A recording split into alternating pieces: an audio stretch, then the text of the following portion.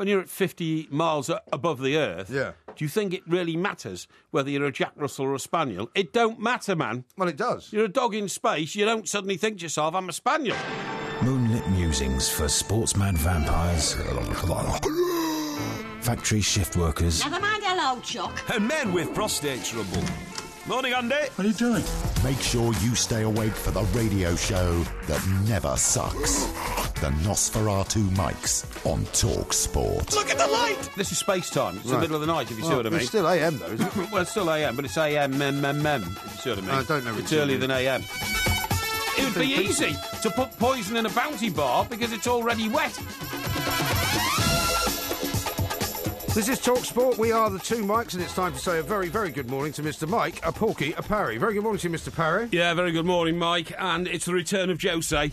That's it, isn't it? Well, I don't know. That's the big one. Yeah, but which Jose would be my question? What do you mean by that? Having watched him, when he came back to Chelsea the second time, he declared he was no longer the special one, he was the happy one. That's right. Yesterday, he didn't look like Jose Mourinho at all to me. He looked like a guy who wasn't quite sure whether he was going to have a different persona, didn't know whether he was going to be kind of aggressive, funny, serious. I totally agree. He certainly didn't look happy. He didn't look like a man who was comfortable, let's put it that way. No, he didn't look happy. But then again, you shouldn't be happy in your work. If you're happy in your work, you're not working hard enough. I'm happy in my work. No. You think you are. You think you are. No. Unless you... I enjoy working, and I enjoy, bizarrely, even though I'm sitting opposite you, I quite enjoy working with you. Well, of course you do, because I stimulate you, I invigorate you, I make you feel like... That's true. All of those things are true. It's worth putting the time and effort in. All of those things are true, and so I look forward to coming to work, and while I am here, I'm happy. And if I was miserable, I wouldn't want to come. No, what you don't understand is this. If you come to work every day and you don't have butterflies in your stomach the minute you walk through the door, then you've lost the plot. No, I don't agree. And you shouldn't be doing it. I don't agree. Well, if you don't get that feeling, you shouldn't be doing it, Mike. I would go and do something else, honestly, if I were you. Yeah, well, unfortunately, I'm very good at what I do, so that's why I don't have butterflies. I know I am, because, that's my confidence in myself, right? You may disagree. You may say, actually, I don't think you're good at all. I'm not disagreeing with that necessarily. I also make sure that I do things as well as I can do them, but I don't have... in certain situations, you can have butterflies, but I don't come in every night with butterflies in my stomach. I do. After the number of years I've been doing this, I do. Otherwise, you're taking for granted... Maybe you should get in a bit earlier. No. What do you mean earlier? I can't get in any earlier than I get in. Well, you could get in substantially earlier than you get in. No. I start working... Like, for example, you could get in at the time that you say you're getting here. I start working on this show the minute I leave the last show. Yeah, don't you understand that? Me too. I do another 2 hours after you go home. I've got loads more going on. I don't have to be sitting at a desk for 6 hours or something like that in order to be going through idea after idea, position after position, situation after situation to draw things together. And unless you're completely immersed in your job, as Jose Mourinho clearly is, and therefore does not have that sort of happy, beaming, smiling look on his face, then you're not winning. And remember... I'll give you a better theory. I'll give you a better theory than that. If you're not winning, it's usually because you're not trying hard enough. Yeah, well, it's not about winning and losing necessarily. It is. That is what life's all about. Yeah, I know, but you, as a big-time loser, will understand more than anybody. Oh, sorry, I'm awfully sorry, I forgot. Yeah. Have you got the result of winners and losers from last night? Yes, please? I have, yeah. Would you like to have it now? Yes, please. Oh, I thought you didn't like to infect the early part of the show. No, I think we should get straight to it. Oh, OK, all right, well, we can get straight to it. I have no idea, because I never look, but go on. You never look, OK. Yeah. Well, it's time then to calculate the win. 1,896 votes, a very big vote. Very big vote. Very big vote. Yeah. And it is 58% to you. Oh, right. 42% to me. So you have now drawn level. You've now drawn level. Well, why are you sweating, by the way? I'm not sweating. Well, what are you dabbing your brow for? I'm not. You're not dabbing your brow? No. So I'm not seeing you doing what you're doing in front of me? Definitely not, no. I see. No. Have you ever told the truth in your life? I've told the truth all my life. Really? The point is, what I have on the hairline between my brow and my head, right, is the remnants of the shower I had this evening before I came out. Really? And I believe did you use a towel? No, I think it's my new shampoo. So you are dabbing your forehead? No. Well, I'm not dabbing my forehead because I'm perspiring, as you're trying to insinuate to the millions of people out there. Why you're sweating? No, I'm not. I'm not sweating. Okay. Do I look like I'm sweating? Well, I'm just worried about. I'm not a big fat bulbous person. Medical. Who sweats, I don't have that problem like you have. You should ask Dr. Badder about that. No. I can refer to his letter if you like. No. But the point is that I'm slightly worried we might be having some kind of medical emergency. I need to get the paramedics on standby. No. Anyway, my theory about Jose, right? Yes. Is this. He went into Chelsea the second time. Yeah. He was all hail fellow well met. Did you see Sir Alex Ferguson said he should never have gone? Eh? Sir Alex Ferguson said he should never have gone back to Chelsea. Where? Yeah, well, back to Chelsea. He's probably right about that. Amazing. He probably shouldn't have gone back to Chelsea. Amazing thing to say. But anyway, he went in and he was very relaxed. Mm. You know, he started laughing with people. He started joking with people. Yeah. I think he has now deliberately decided to invent a new persona, which makes people think he's taking life a bit more seriously. See, because in like the hard man. Yeah, I think so. But it was an unusual press conference for me because he didn't seem to be himself. He just didn't seem to be himself. Oh, I thought he was very much himself.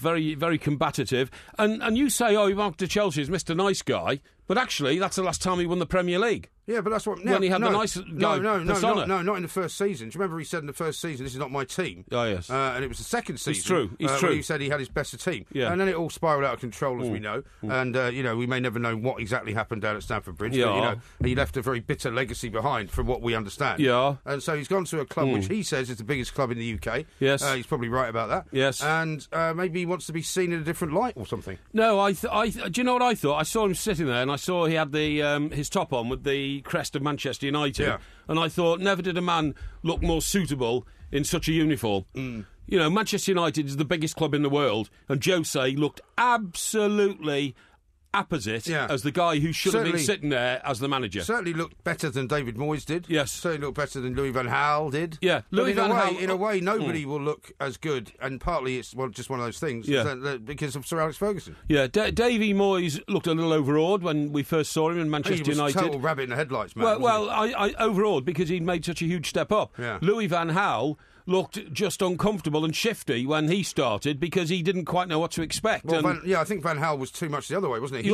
He thought he belonged there. Yes, that's but right. He quickly found out that actually maybe he didn't. Yeah, he settled in too arrogantly to the big chair, thinking this chair was designed for me and that sort of stuff. Exactly. Jose, to me, looked absolutely comfortable, and unlike you, I don't think he was at all odd, strange or whatever. I thought he was at his very best, the very best of what we saw at Chelsea, and was at his peak of his powers. I think we saw today, and I think it's going to be a fascinating season. Well, it will be a fascinating season, no doubt at all, but I think that Mourinho, as ever, has kind of tried to pull the wool over people's eyes. He's tried to make himself into some kind of slightly different creature for this particular incarnation. Who? And who? Yeah. Who do you think? Well, are you talking about Jose or Sir Alex Ferguson? Yes, I'm talking about Jose. But you mentioned Sir Alex Ferguson a few minutes ago. Yeah, ages ago that was. That was in the last conversation. You had any sleep today? I believe so, right. yeah. Well, no, not today. No, last night. Oh, you haven't had any sleep today? Well, don't need sleep during the day. It's a silly thing to do, yeah. Yeah, but you have never grasped this, have you? What? You've never grasped the fact that you work at night. Well, I work part of the night, that's true. Yeah, but you work at night, so you must sleep during the day. There's no shame in that. No. I sleep during the day because I know I have to. Well, if you don't sleep. That's because your social life has spiralled out of control. No, it hasn't. As evidenced by your rampage around Soho the other night. My rampage around Soho, as you put it, is entirely in keeping with the hours that I work. Right? If you don't work until midnight, then you can rampage around Soho until 4 in the morning and your day off. That's exactly what you do. Day off. There's nothing wrong with that. It wasn't a day off. You were working, weren't you? Of course I wasn't. It was Sunday night. Yeah, but you were working with me on Sunday, so therefore you should have still been in work mode. No, I wasn't in work mode. I was finished work at 4 o'clock. Yeah, but you see, that's the difference between you and I. I don't finish work. The difference between you and I is there are many differences between you and I. No. One of them is that I tell the truth and you don't. You conceal your secret drinking, whereas I don't. I conceal my secret drinking. I don't suddenly say I finished work the moment I walk out of that studio door, but you do, you see. No, I don't. That's the essential difference. No, I don't. I'm always working. Whenever I'm out, oh, really? I'm gleaning information. Whenever I'm with people, I'm getting information. Which is we're in the sort of information you're usually We're in the gleaning information business. It's the cost of the next bottle or something like that. Really? Yeah, you see, more projection from you. How about this from Steve? I think he's got it spot on. Right. I think the reason the winners and losers went to Mike Parry was to humiliate him once again next week. Oh, really? Which is one theory. Good luck with that one, as they say. Because, I mean, they've all fallen for it, really. Because you remember what I said last night? I said to them, in my best, shall we say, what's the word you would use? Manipulative way. Yeah. Well, if you want the competition to go on, obviously you'll have to vote for Mike Parry. Yeah. Because otherwise it will be all over. No, so they all fell for it. No, they all fell for it. No, because of course they want the competition to go on. Absolutely no question that my winners and choice of my losers were far superior to yours, your I'm afraid. Choices were Simple as that. No, your choices were totally irrelevant. Everyone voted on the basis that they didn't want the competition to stop. No, they don't want to see the end of it. I really don't think so. I bet you any money after next week's result, if we then have another vote on whether we should continue to keep it going, rather than not having it, they'll all vote to keep it. Hey, look, the women's cricket's on. Yeah. Not many people watching it. Well, what does that mean? Well, it just means there's not many people watching it. Oh, I see what you mean. Not many people there. No. That's I don't know where it is though. No. Okay. England, Pakistan. Pep Guardiola speaks today. The time. So we'll be able to compare the two. Well, Pep Guardiola spoke on Sunday. No, he's speaking at his first official press conference today. But he was unveiled on Sunday, wasn't he? Well, he was unveiled. He was answering questions. He was speaking. He was answering a few, but because they asked him if he was going to sign Lionel Messi, remember? Yeah, but he was dressed a bit too casually, wasn't he? You think he was too casual? Yeah, I thought so. Yeah. Really? Yeah. Okay, maybe he doesn't take his work seriously. Maybe he enjoys himself too much. This is Talk Sport. Ain't got no place to lay your head. Somebody came and took your bed. Don't worry. Be happy. The landlord say your rent is late. He may have to litigate. Don't worry. This is Talk Sport. We are the two Mikes. Got a tweet here from Caroline who says, "Can't believe you guys aren't opening with Wales. Is Jose Mourinho more important than Wales?" Well, he might be at the start of next season. Well, no, that's not the point, Caroline. I mean, we cover all manner of things in this show. And of course, we will be talking about Wales. We'll be talking about Gareth Bale. We'll be talking about Ronaldo and all the rest of it. But I've got something very important to actually talk to you about. Oh, yes? Your £250 bet that you've got on Ms. Leadsom. Yes. We know that she came in a very poor second to Theresa May in the initial voting process. Do you know in the last 4 votes for Tory party leader, the person who came second the person who came first in the first round voting never succeeded to being leader? Yes, well, that may well be true. Yeah. However, something else has happened over the last 24 hours, which I think could give you cause for concern, and also would lead me to believe that you may have chosen her for this reason, right? Right. This is a headline in The Times, as you call it, the Thunderer. The Thunderer. The most important newspaper in the world. Yes. Leadsom admits misleading claims on CV for top job. Yes. This is a woman who is a fraud, in other words. Well, she has claimed that she is an investment banker. Yes. She has claimed that she's got great experience running enormous teams of people, handling large amounts of money, billions of pounds of money for hundreds of people, right? Yes. During the 10 years, apparently, at the investment fund Invesco Perpetual, from 1999 to 2009, she did not have any role in managing funds or advising clients. Right. Despite claiming the title Senior Investment Officer and Head of Corporate Governance, she only held approval from the Financial Services Regulator. So what did she do? So she basically had a much less important job than she is claiming to have had. Right. That's not good. No, it's not, is it? Sorry, if you go around claiming that, the reason I should be Prime Minister is because... Yeah, it's like you go around saying I was the editor of the Daily Express. Well, I wasn't. No, I know you weren't. No, but you wouldn't say that. Oh, no, but but I can say I edited the Daily Express. You can say you edited it once in a while. No. Well, how many times did you edit it? About a dozen times. A dozen times? Yeah, that's right, on a Sunday. It's a bit like some of these guys that played for Manchester United once and claimed to be Manchester United players. What, you mean like Savage? Somebody who maybe spent 4 or 5 years at Arsenal or something like that, and he played a handful of games and all that kind of stuff. Is that what you're saying? Well, I'm saying there are lots of players who claim to have been, like professional footballers who play for big teams. Still makes them an Arsenal player. You know what I mean? Well, yeah, but not quite. Well, I mean, anyway, I'm not defending her. I'm saying that's not good, right? And then all of a sudden, I'm suggesting is all of a sudden you're telling me that I used to impersonate being the editor of the Daily Express. No, I never did. That's not what I'm saying. All I ever said was I edited the Daily Express. That's not what I'm saying. Something which actually you never did. No, I didn't edit the Daily Express. No, exactly. Right. But what I am saying... You were never good enough. No, it's not. I was never good enough. I mean, we can all go into your failed newspaper career if you wish. Failed newspaper career. Failed newspaper career. Kicked out of position as a news editor of the Daily Express, which you claim was news supremo, right? Yeah. Which is also an exaggeration. Excuse me, I was assistant editor. Yeah, of course, but that means nothing. That was just to give you a pay rise. Sent to America in disgrace because you'd become an embarrassment around the office due to your Benylin addiction, right? And then deciding to... I don't know about this. Decided to jump ship. That all passed me by, sorry. Yeah, of course, because you were in a Benylin haze. And then you decided to jump ship down to another tabloid newspaper while in the pay of said Daily Express and living in my apartment, leaving me in the lurch and indeed leaving them in the lurch. And so, and then you got fired from there as well. So, we can continue. You didn't get fired from the Sun? No. Are you sure? Absolutely certain. Okay. Moved off, mate. Didn't like the place after a year. Was it a Chris Evans situation? I gave it my best, but it just didn't work out. I don't know what the Chris Evans situation's all about, frankly. Did you see the news that when it got passed on that he had resigned, everybody's jumping up and down, clapping and cheering? Yeah. That's a bit harsh, that really, isn't it? Really? Why? Well, not if he was horrible to them. Well, if he had been horrible, but I mean, it's all supposition and rumour. But anyway, we were talking actually about the woman who wants to be the next Prime Minister. That's right. It's a long way removed getting from that to the news desk of the Daily Express. Let's see. The Energy Minister talked of her 30 years of financial experience when suggesting before the EU referendum that in the event of a Leave vote, which she supported, there will not be an economic impact. So, basically, here's a woman who originally wanted to remain. Yes. All right, she then changed her mind halfway through and decided to vote Leave.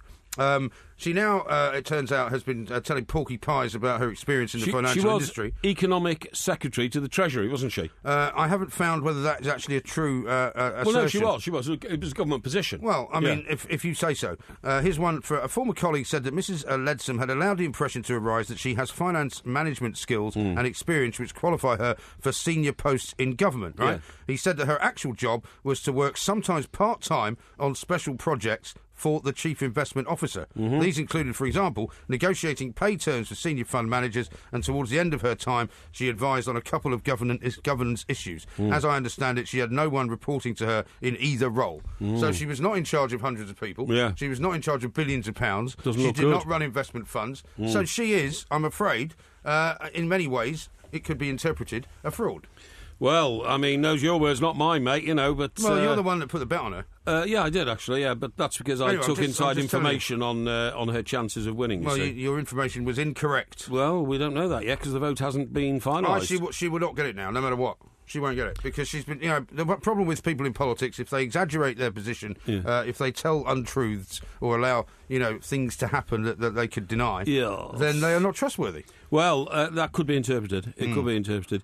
Now then, getting back to what Caroline said, can't believe you guys are not open with Wales. Yeah, we're talking to Carl Robinson, by the way, later in the hour. Exactly. I just wanted to say to Caroline, can I tell you that it's always more interesting a story to discuss something that has happened and, the implications of it than to discuss a story about something that might happen, because then you are literally in daydream land. Well, this could happen, that could happen, Wales could win, Wales could lose, who could score the goals and all that. Fact is that Jose Mourinho has spoken today, and looking at what he said is a fascinating insight into how it's going to be at Manchester United. That's actually real, that's what's happened. Right. We will, of course, be looking at the build-up to the big game, the Wales game, for obvious reasons, one of them being, of course, live commentary here on TalkSport. Absolutely right.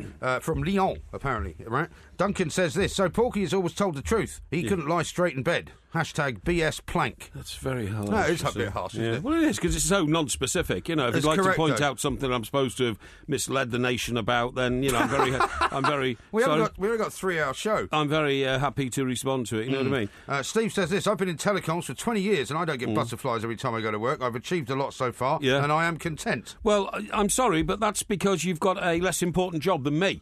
What's this guy? You are unbelievable. Sorry, who's this guy again? His name is Steve. Please take no notice, Steve. And what is Steve? He says he's been in telecoms. He doesn't say what. Maybe telecoms? He could be the chairman of a telecoms company, for all you know. Yeah, or he could be the bloke answering the phone down at the local, betting shop or something like that. What difference does it make? That's telecoms, isn't it? No, it's not. Yes, it is. No, it isn't. If you answer a telephone all day, you're in telecoms, aren't you? No, that's not true. That could be his job. No. Point is, I believe Incorrect.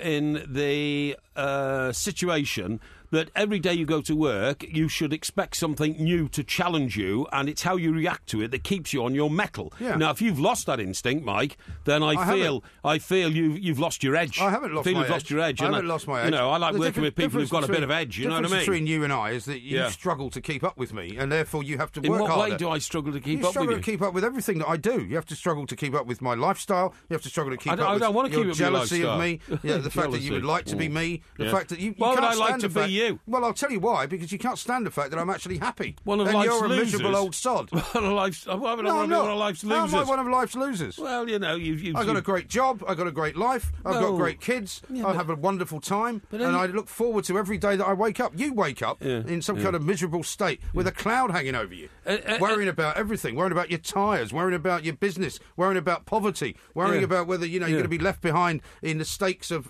competition because you're getting a bit on the old side. Well, it's only responsible to examine and re-examine your position on a regular basis. Well, you do whatever you want to do in the privacy of your own home. On a daily basis, mate. But for you to to say you just sort of, I sail through life without a care in the world, that makes you irresponsible. No, that's not true. Considering you've got 4 children. That's not what I said. You should be worrying about the state of the world, mate, for your children. No, because there are two kinds of people in the world. State to yourself as well. There are two kinds of you people in the world. You could drop dead tomorrow because you smoked too many cigarettes, but you don't care. You're the one that's been in Harefield Hospital every year for the best part of the last 20 years. Well, because you're basically knackered. Yes. You're done. No, that's the fact that you're you're here is incredible. It's a miracle, right? It is, yeah. You're the one that should be worried about all those bottles of Pinot you shoved down your throat. No. I'm perfectly fine drinking shots of tequila. No. I'm not the one with a heart condition. No, I've got I've got acute heart failure. Good. So I have to gauge my life to that. Why are you getting all wild and erratic now? Because you're out of control. I'm not out of control because I think it's time you get, slapped down once in a while. Slapped down about what? I'm slapped down about the fact that you are so jealous of me.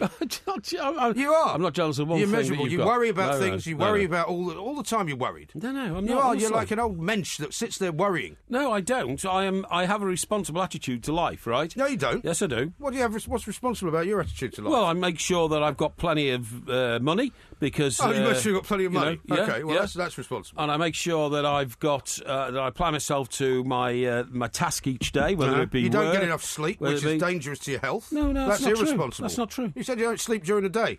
Well, I don't sleep. I don't need much sleep. That's just simply the way I am. But I mean, that doesn't make me a bad person, you know. I didn't say. Have I said you're a bad person? Well, yeah. You keep, you're ranting and raving. I haven't said you're a bad person. You're jealous of me. Jealous of my lifestyle. How can you be jealous of somebody like you? You haven't looked in the mirror. You're one of life's pessimists, right? I'm not. I'm one life's realist. It's like the Ballad of Reading Jail. Some look to some look out of it and see the stars, and some people see the gutter. You all see the gutter. You don't see the stars. You don't see the joy in life. I don't see the gutter because I've no intention of ending up in the gutter, but I fear that you may. You have on occasion. It has to be said. No, I think you may. What's that picture there, by the way? I keep looking at it. Oh, it's a question that came in from someone who sent a postcard in. It's a question I've got for you, which I will ask you very, very shortly. And what's on the front of it? It's an old London Underground train. From, I presume, the Piccadilly line, because it's going to, I think it's Rains Park. No, Wood Green, sorry. Okay, why would somebody send us that? Well, because people send us things all the time. Okay, that's good. You don't have any interest in what people send in. Of course I do. And when people send in something nice, you say, well, I'm not having that because it might be poison in it. Well, I mean, what sort of a person says that? No, it's anybody who... You're the most ungrateful person I've ever known. No, I'm not. I'm very grateful to people who send us presents and all that kind of stuff. No, you're not. I just to let everybody know, if they send me a bar of chocolate, I probably won't eat it because I fear it may have been tampered with. Because you fear it may have been poisoned. Yeah, that's right, yeah. This is Talk Sport.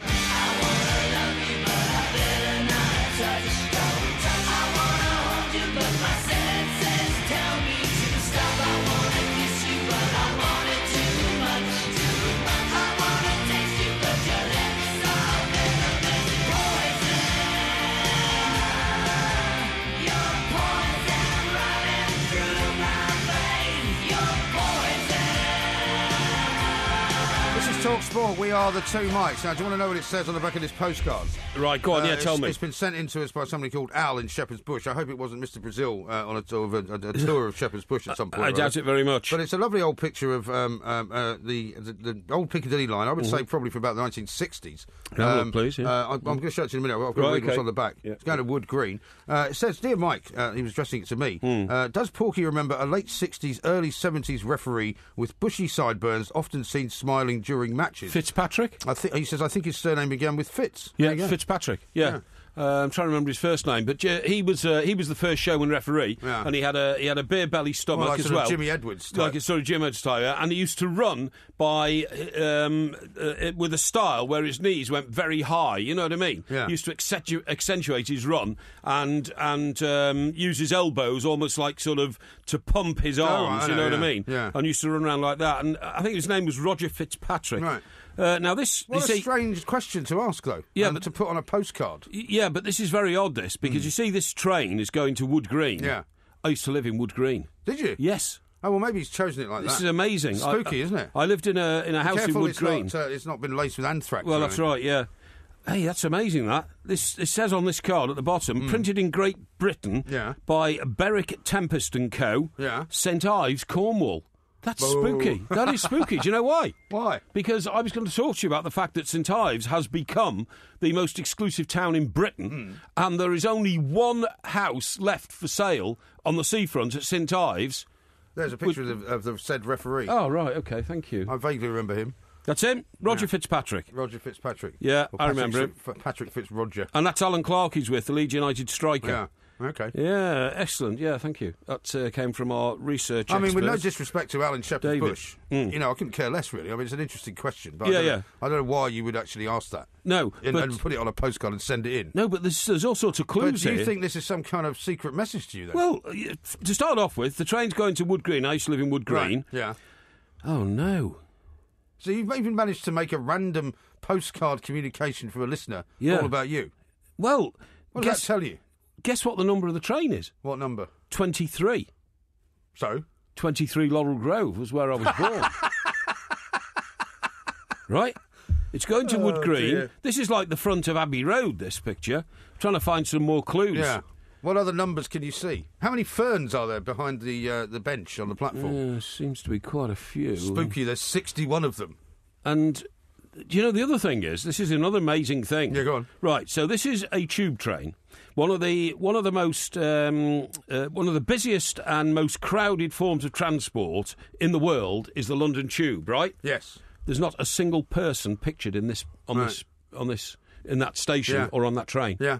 Well, I mean, I would say there are times, probably even now, when you're on the outside parts of the underground system, like the Central Line out by Ongar, or the Metropolitan Line out by sort of, beyond Wembley, when it gets up to Rickmansworth and places like that. Even the Jubilee Line. It's amazing. When it goes out beyond West Hampstead. Yes. Sometimes there's nobody around. And by the way, old Al's put a first-class stamp on the back, but it's a Christmas stamp. It's mistletoe and berries. Ah. So... I don't know if there's an ulterior motive to this. Maybe we should have it forensically examined. What year do you think that's from, that train? Well, I would say around about the 60s. I'll tell you why. No, because, you're way out. It says on the back. Yeah. 1931 to 34 really? Standard tube stock on the Piccadilly line service at Ruislip. Ruislip. There you are. Because, I did a project on the tube. I told you this, right? When I was at primary school, my final year at primary school. And I've still got it. I'll bring it in and show you if you like. Because I took these really good black and white pictures. I travelled the full length of the entire tube network. Did you? Yeah, to do this project on, went to every station? Went to every station pretty much, yeah. Went to the furthest extent of the Central Line, which is way out into Essex. Amazing. Up in Piccadilly Line, took the Northern Line up to, Edgware and High Barnet and all that. And it was fascinating. And I've always loved the tube. Well, don't bother bringing that report in. Why not? Because it's rubbish and I don't want to see it. Yeah, but you might learn something. No, I can tell you, but you'll know how to get around London, because you've often said to me... I already do, no, thank you don't. You've already often said to me, what's the quickest way to get from Victoria to, Baker Street or something like that? No. I've still got all that in my head. I've got the tube map in my head. I think not. Now, let me give you a couple of verdicts that have come in on Twitter. Right, OK. One from Matt, who says, Porky, the only reason you won Winners and Losers is because people wanted to see it carried on over to next week. Utter rubbish. Here's one from Woodenhead, who says, MG just gave Mike Parry the verbal trouncing of his life. No. You got him on the ropes, MG. Kick him when he's down. No, I don't think so. I don't think so. I thought it was, and I've had a few messages to this effect. I thought it was rather wild. Yeah. Well, you read me one that's in favour of you then. People think that. You're a bit out of control tonight. Wonder whether you've been... read me one that says that. Drinking. Well, no, I'm not going to. I'm not going to embarrass you. I can't see any. I'm not going to embarrass you. And not only that, but I just don't think that, here's one. Here's one in your favour. Yes. From Gary the Villa fan. Old MG is totally jealous of your wit and wisdom, Porky. Thank you. MG can't cope at your higher level of intelligence. Thank you. Do you mean can't cope with your higher level of intelligence, Gary? That's what he means. His English isn't very good, so never mind. That's right. Johnny says, bravo, Mr. Graham. You absolutely destroyed Porky then, and it was more than warranted. Both your personalities shine through. Yes, and are stout, so, that's a reference, obviously, to what you do most of the time, imbibe. What do you mean? It says... I don't do that most of the time. It says... I'm very honest about my drinking, OK? If I go out drinking, I will tell everyone. Yes. When you go out drinking, you keep it secret. No, I don't. I don't go out drinking much. Right. Old MG being a bit harsh with Mr. Parry tonight, says Rodney Stout. Rodney Stout. Yeah, Rodney Stout's a good name, isn't it? Rob says, I'm not surprised Porky fears poisoning, what with all those mad husbands out there seeking revenge. Eh? Oh, I see what you mean, yeah. Bill says the insulting term of plank levelled at Mike Parry is both unkind and unfair. As a keen DIYer, I find planks to be useful. Yes, you see, these are ones supportive of me, which I didn't really want to read out because I don't want to elicit sympathy from the audience. I think the fact that your mouth ran off with you is sufficient to condemn you from your own lips. Okay. Yeah. Sam, in answer actually to a different tweet, Steve says this: well said, MG, and he didn't accept that drink at Dingwalls either. Oops, we said we weren't going to mention that again. But then Sam says I wasn't going to mention it, but he did the same with me at Waterloo signing a while back. What, did I? Refuse a drink? Yes. Well, there you go, you see. It's because I'm not much of a drinker. I heard today, You're not by much the way, of a drinker? No. I heard You are not much of a drinker? No. Are you sure? You want to put that out there? Yeah. Okay. I heard today that Juan Mata is definitely going to Everton. Yeah, we mentioned this on Sunday, didn't we? I haven't seen it written down anywhere, but... No, it was a story doing the rounds on Sunday afternoon, certainly on social media. I met somebody today who said that is probably the case. Oh, really? In fact, they told me it's definitely the case. Also, but, you know that guy Axel I don't know that we were talking about last night? Who? Axel. Do you remember the Belgian Axel, guy? yes. The guy who's supposed to go into Everton. Yes. Well, apparently Chelsea are going to try and nick him from Everton. Are they? All right, okay. One of the aspects of what Jose said today was about, one of the most interesting ones was about Rooney. Uh-huh. He does not see him as a midfield player. Yeah. He does not see him as an out-and-out striker. He said he referred to 9.5. 9.5 weeks? No. Not a number 9, as in the sense of an out-and-out striker. Not a number 10, as lying off the shoulder of a striker, but a 9.5. What do you think about that? Well, it just reminds me of 9.5 weeks. Remember that film? 9.5 weeks. What was that about? Kim Basinger.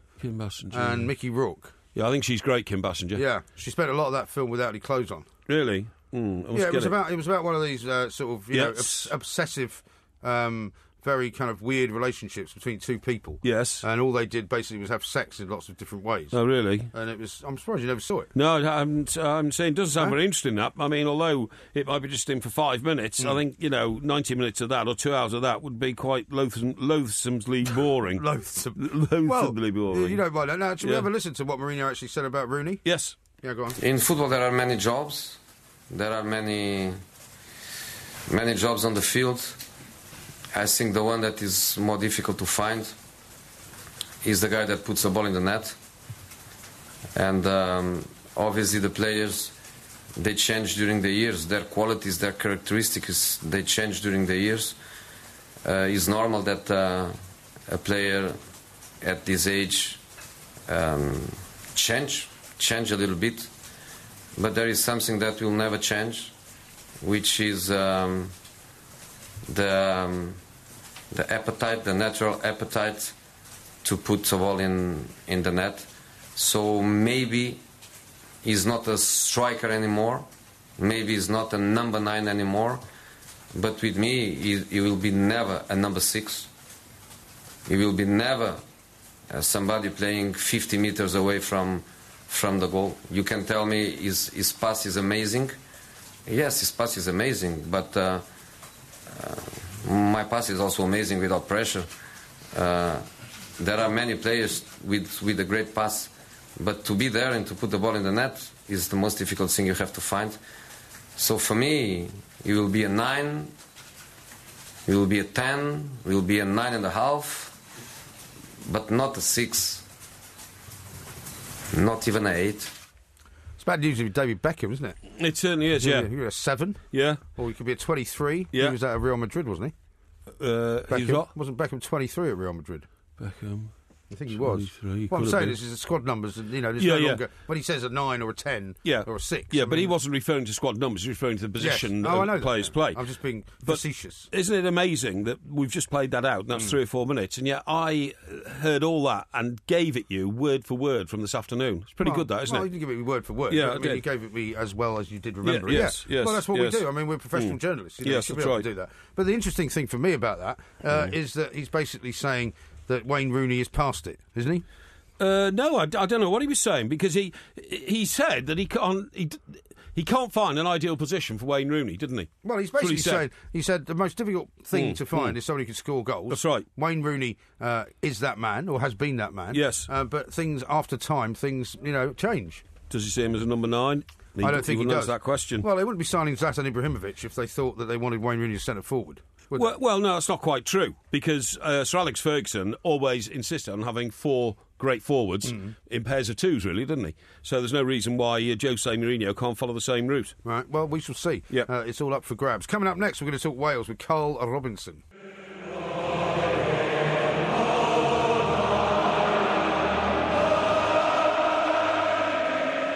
Four years ago, we were as far away from where we are in the position that we are in now. We were as far away from it as you could be. Wales are in the semi-finals of a major tournament for the first time in their history. We obviously wanted to win when we came in. That's the reason why you start the tournament. You don't come here just to make the numbers up, and we've always said that We've set goals along the way and we just keep going past them goals all the time. I think it's a great example by everybody, my staff and the players. You have to work hard, and that's what we've done. And we find ourselves in an incredible position.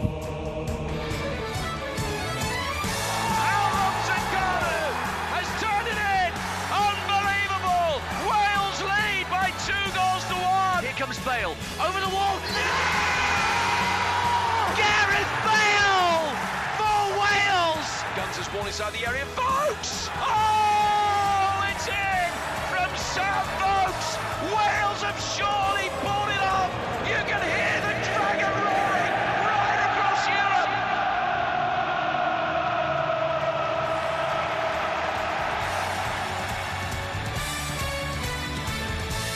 It's live on TalkSport tonight. Of course, it's Wales against Portugal. Ronaldo versus Bale, as Mr. Parry would call him, Ronaldo's personal ball butler, as you've described it many times. It's going to be a fascinating game. It is, of course, the first semi-final of the Euros. Wales, I think, are the first team from such a small country to be in the semi-finals for something like 66 years, which is an incredible achievement on its own, isn't it? Yeah. And we spoke to Carl Robinson last week, just before the Belgium game, and he was very confident that actually Belgium would be trounced, or at least they would be beaten anyway by Wales. And I'm going to find out now, Mr. Parry, whether Carl is as confident about tonight's game against Portugal. Indeed. Carl, a very good morning to you. Welcome to the show.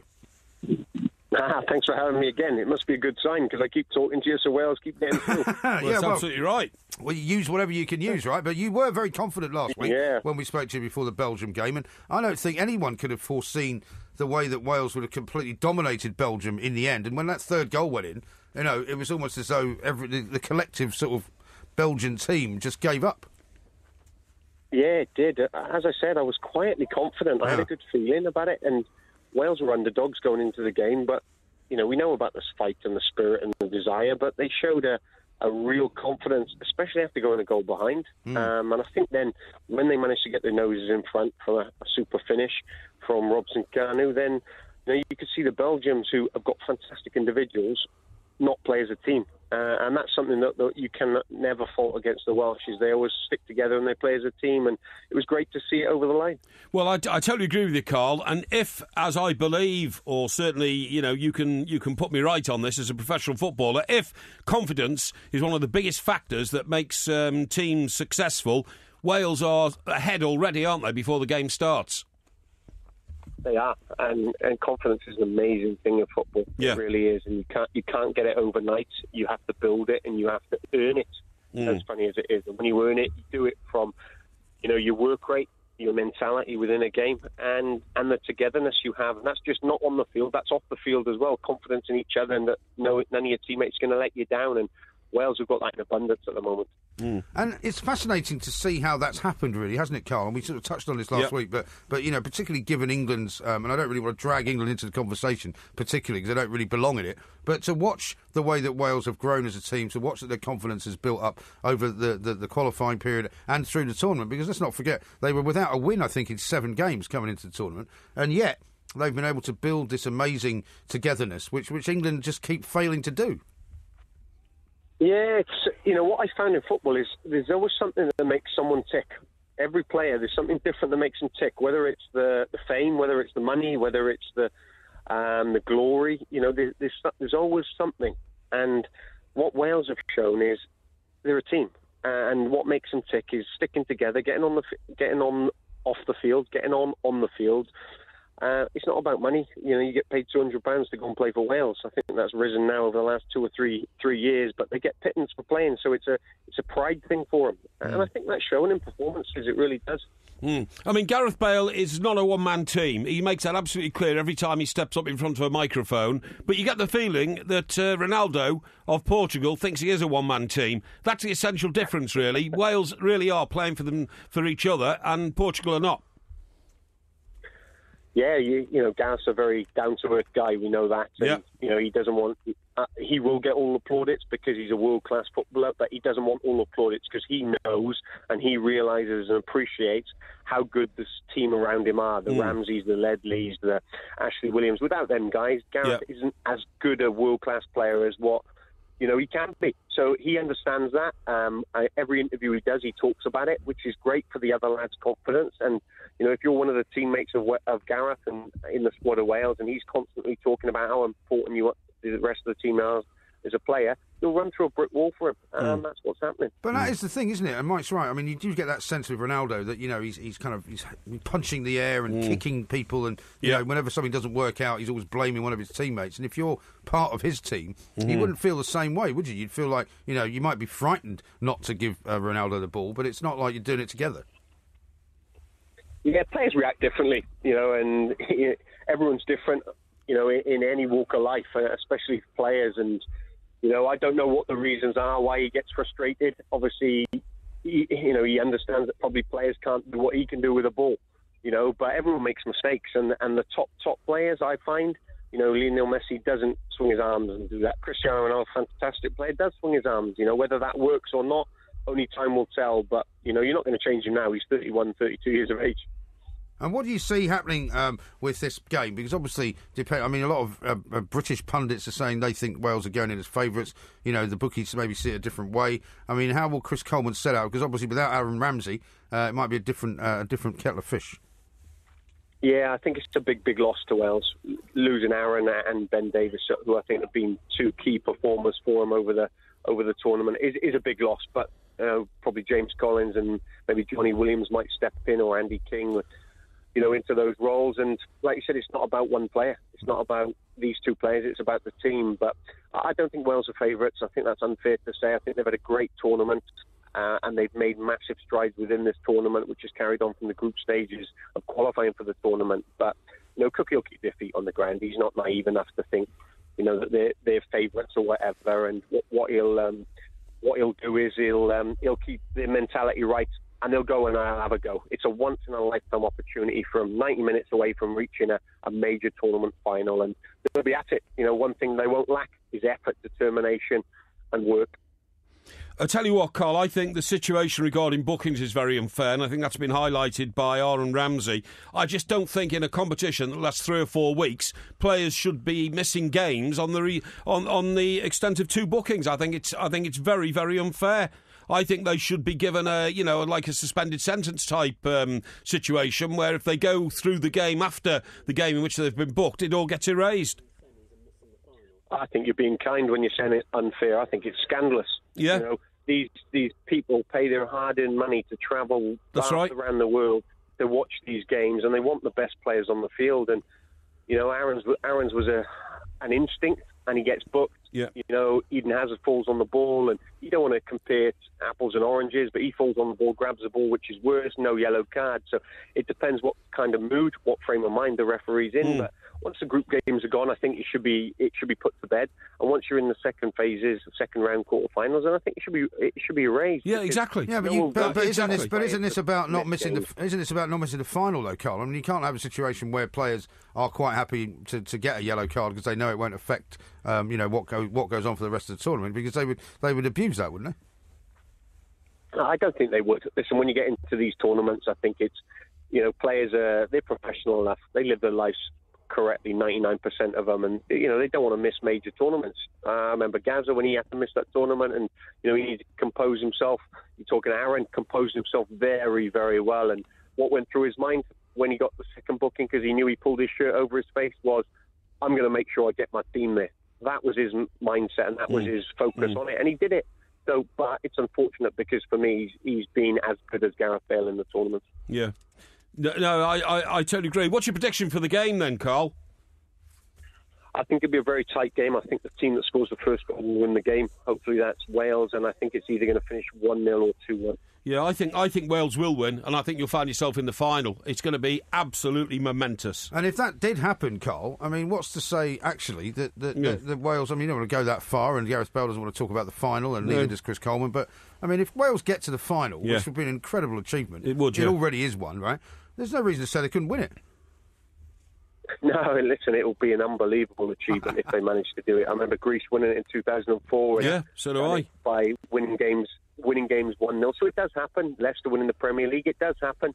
I don't think Wales have fluked their way through. I think they deservedly are through. And, if they get there, they deserve to be through. And who knows in a one-off game, but, the focus will be on the semi-final. It's a great environment, great occasion, but, you're still one step away from making history. We've already made history, but you don't want history to stop now.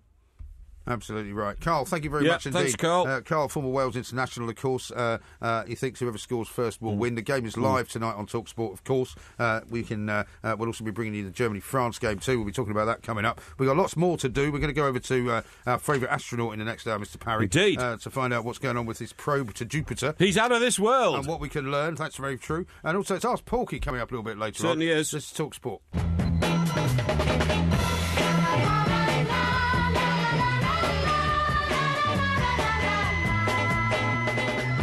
This is TalkSport. We are the two mics. Coming up in the next hour, we are going to talk to Clayton Anderson, who knows all about the Jupiter probe that NASA have set up. It's taken 5 years to get there, which is fascinating. 5 years to get where? To get from here to Jupiter, basically. What, the old spacecraft? The probe, yeah, and it's now in the orbit of Jupiter. Crikey. Can you imagine that? Is Jupiter the one where the air pressure is so intense? Yeah, because it's a massive planet. It's really big. It will crush anything that gets within 200 miles of it. I don't know if that's the right figure, but I mean, the pressure is immense, because it's such a massive sort of piece of rock out there in the But solar it's not system. rock, it's all made of gas, isn't it? Yeah, there is. It's massively gaseous. Yeah. Is it? Yeah, it yeah. But it's not just made of gas, otherwise, there wouldn't be any mass to it, would there? Well, no, but nobody can ever land on it, can they? Because they'd get... Well, that's what we're going to try and find out from this probe.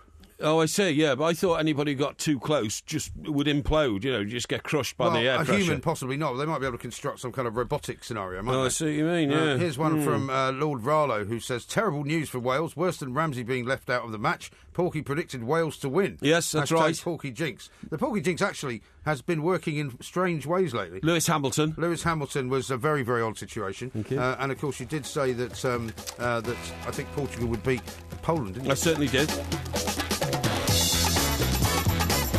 Good morning, I'm Mike Graham, he's Mike Parry, you're listening to the two mics, we're keeping you entertained throughout the night. We've had a very explosive first hour of the show, we've got loads more to talk about coming up in this hour of the show, including the mission to Jupiter. Ask Porky coming up a little bit later on, so if you haven't put a question in and you haven't had one answered live on air yet, now's the time to do it. Look for us on our Facebook page, The Two Mics, or tweet us at The Two Mics. You're listening to The Two Mics with me, Mike Graham, and Mike Parry on TalkSport.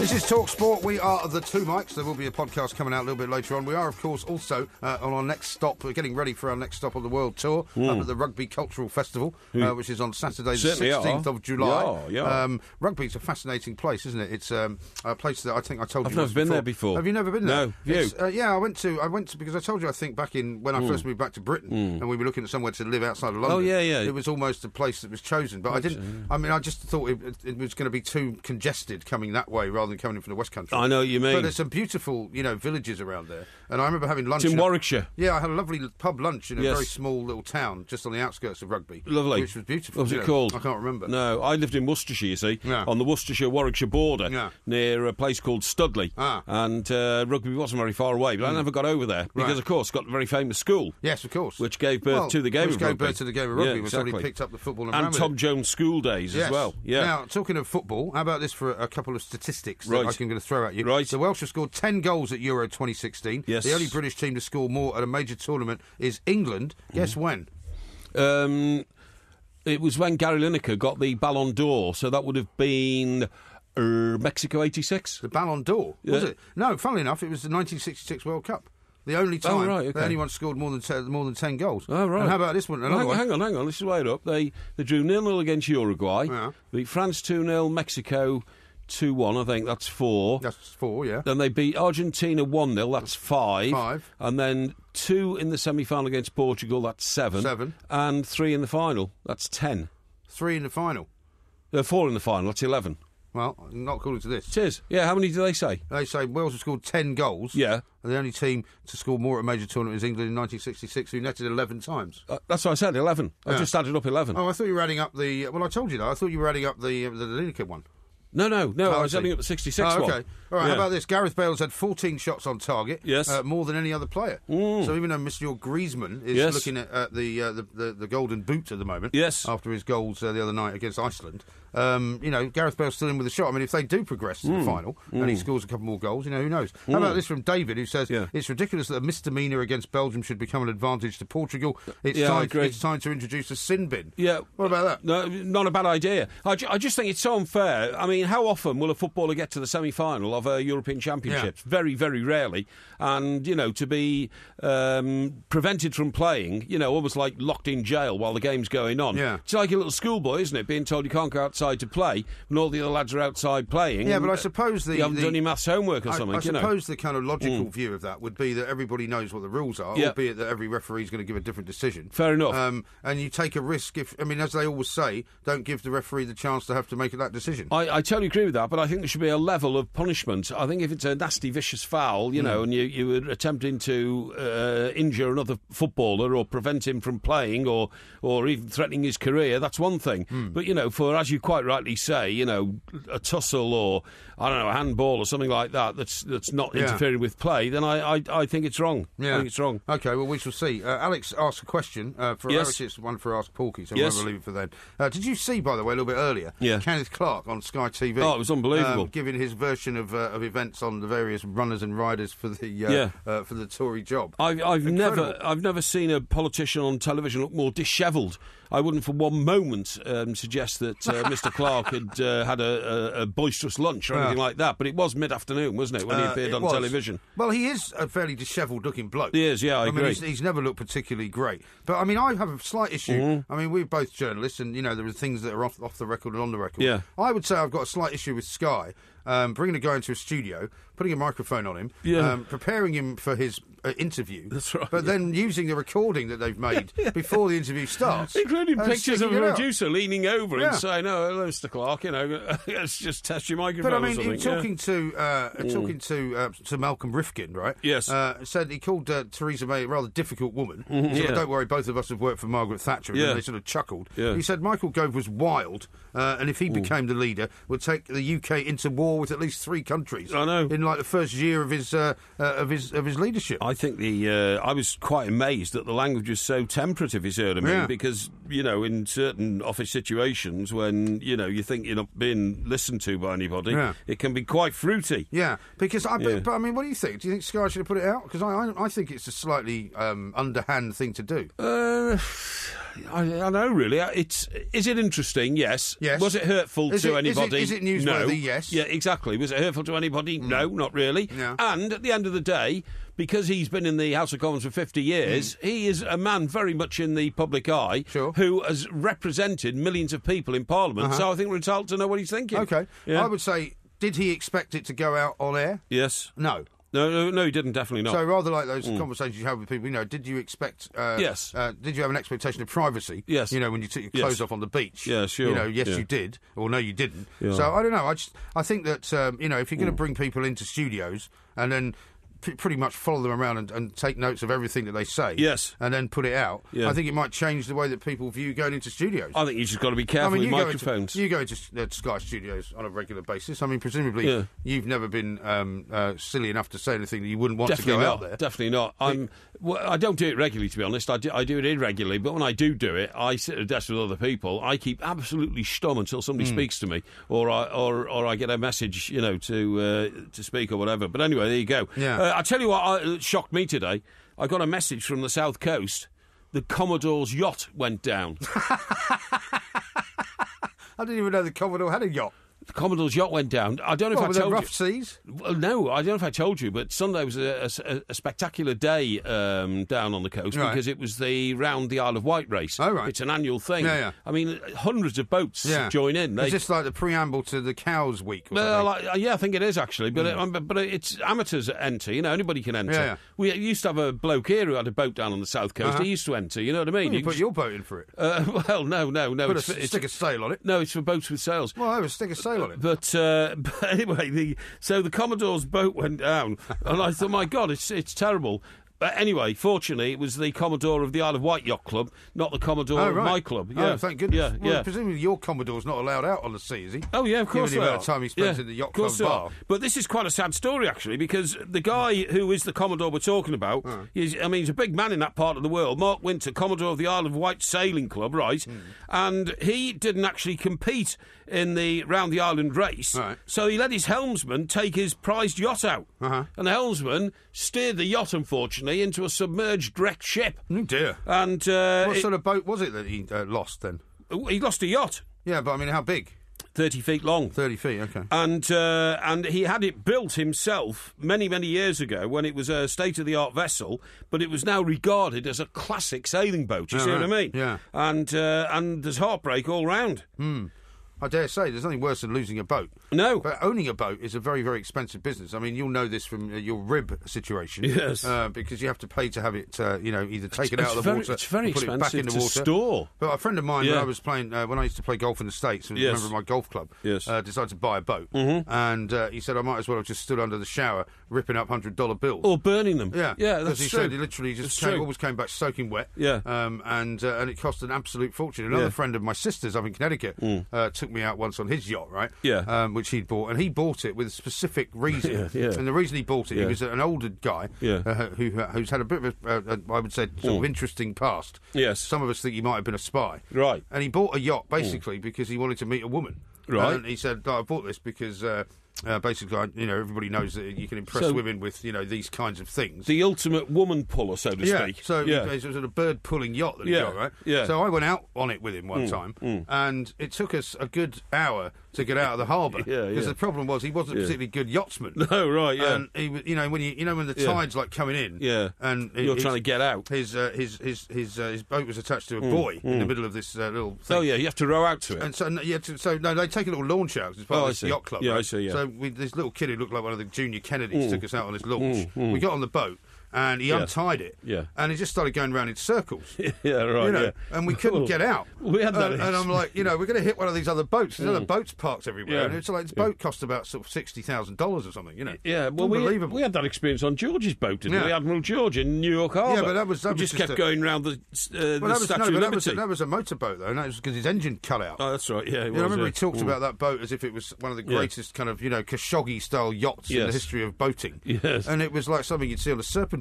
Yeah, it was. Really terrible. Anyway, Jack says this: Mike, man of the people, Parry, member of a toff boat club. Well, yeah, I'm only a social member though. I just go in and have anti-social in your case. No, I have a few pink gins at the bar and look out over the Solent. You know what I mean? Gin? Yeah, I do. You don't drink pink gin. In fact, you can go up on the what we call the foredeck, which is like in any other building would be called the balcony. You know what I mean?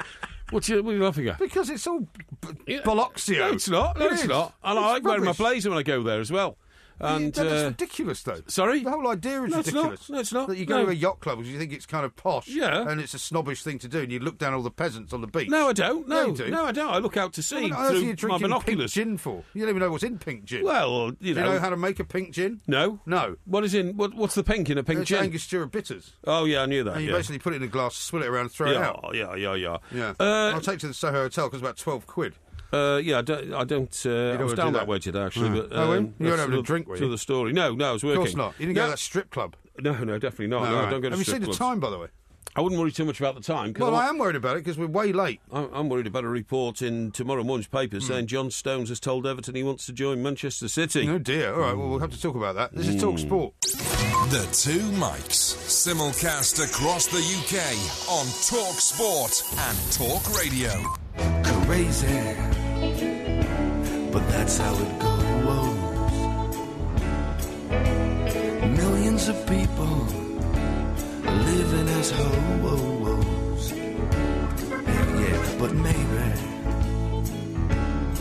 it's not too late. This is Talk Sport. There will be, of course, a podcast coming out a little bit later on. How about this one from Ray? It says it's terrible Ramsey's missing the semi-final, but he deliberately handled the ball to stop Belgium counter-attacking. Well, yeah, so it's his own fault. I have to accept that, but I just think it's it's a huge point in a young man's life because they have such a short career, really, footballers, and I just feel sorry with people who find themselves in that position. It's like when Paul Scholes had to miss the Champions League final. Yeah. He's one of the greatest players of our generation. What about John Terry missing in the and John Champions League Terry, final. yeah. But I mean, he had to go in that situation. John Terry literally tried to break down the opposition attack and prevent them from scoring quite deliberately. And you could say that foul resulted in Chelsea going through. Yeah, you could, in the semi-final. Yeah, I totally agree. So if you know, as much as Carl Robinson said, he didn't think that I was right to say that players would abuse the system. If you're a professional footballer and the difference is between you going to a final and not, and you know that you'll be able to play, you're going to make the foul. That's right. Surely. Yeah. How about this from Christopher? It's another connection to 1966 England. They played Portugal in the semi-final.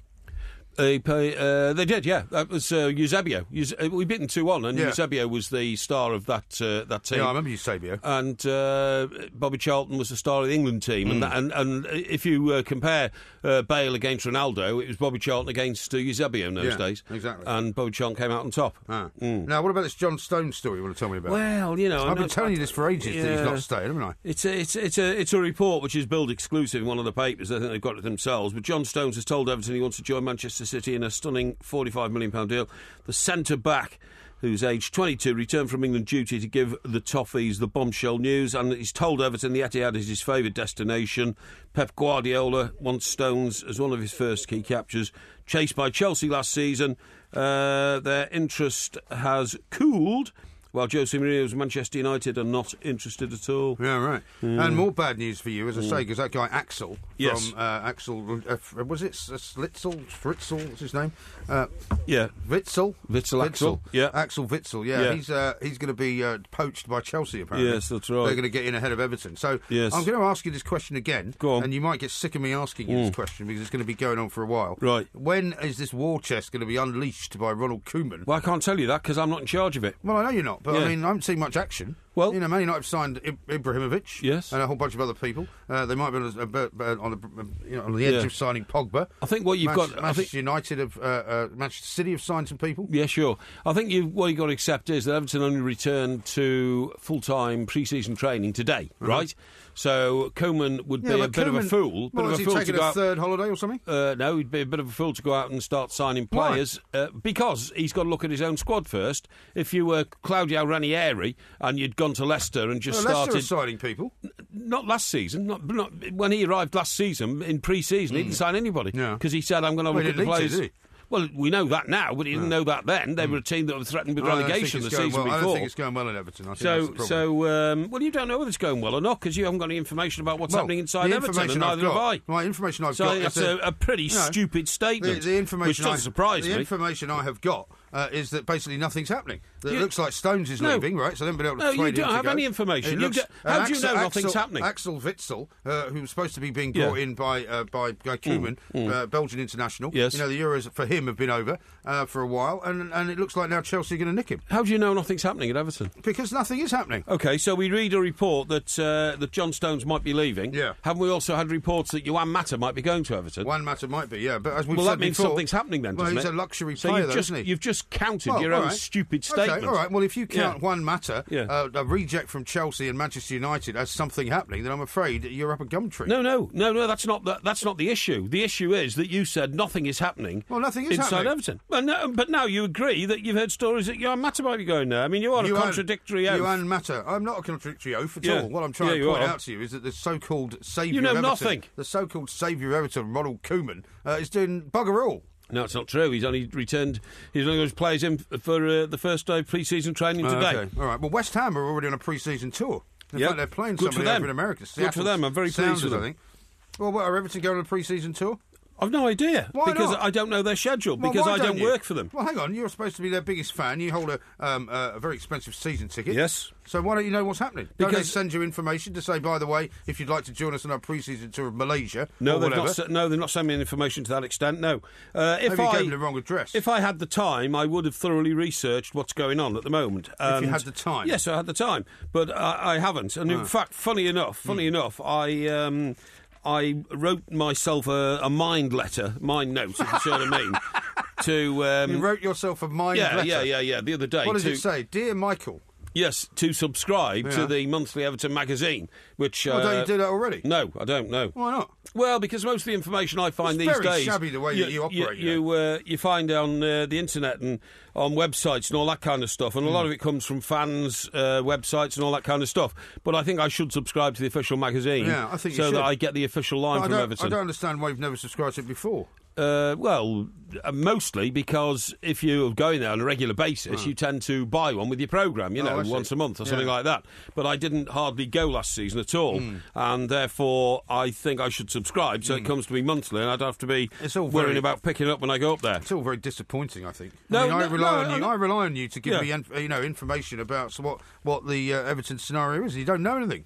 Well, shocking. I know as much as any other fan. Why would I know anything more? Well, because you're closer to some people at Everton than most other fans are. I tell you, I'm a friend of Mr. Kenwright, who's the chairman. I make no bones about that. But he has never told me any inside secrets about Everton.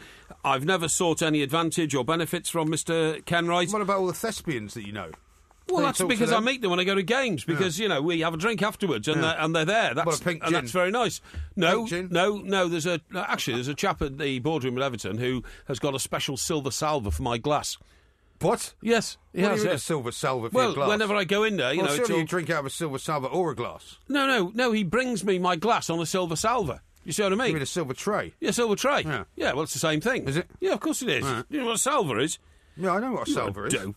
And he's a very nice chap, and he runs the boardroom there. And you have to give his name away, but does he not tell you stuff then?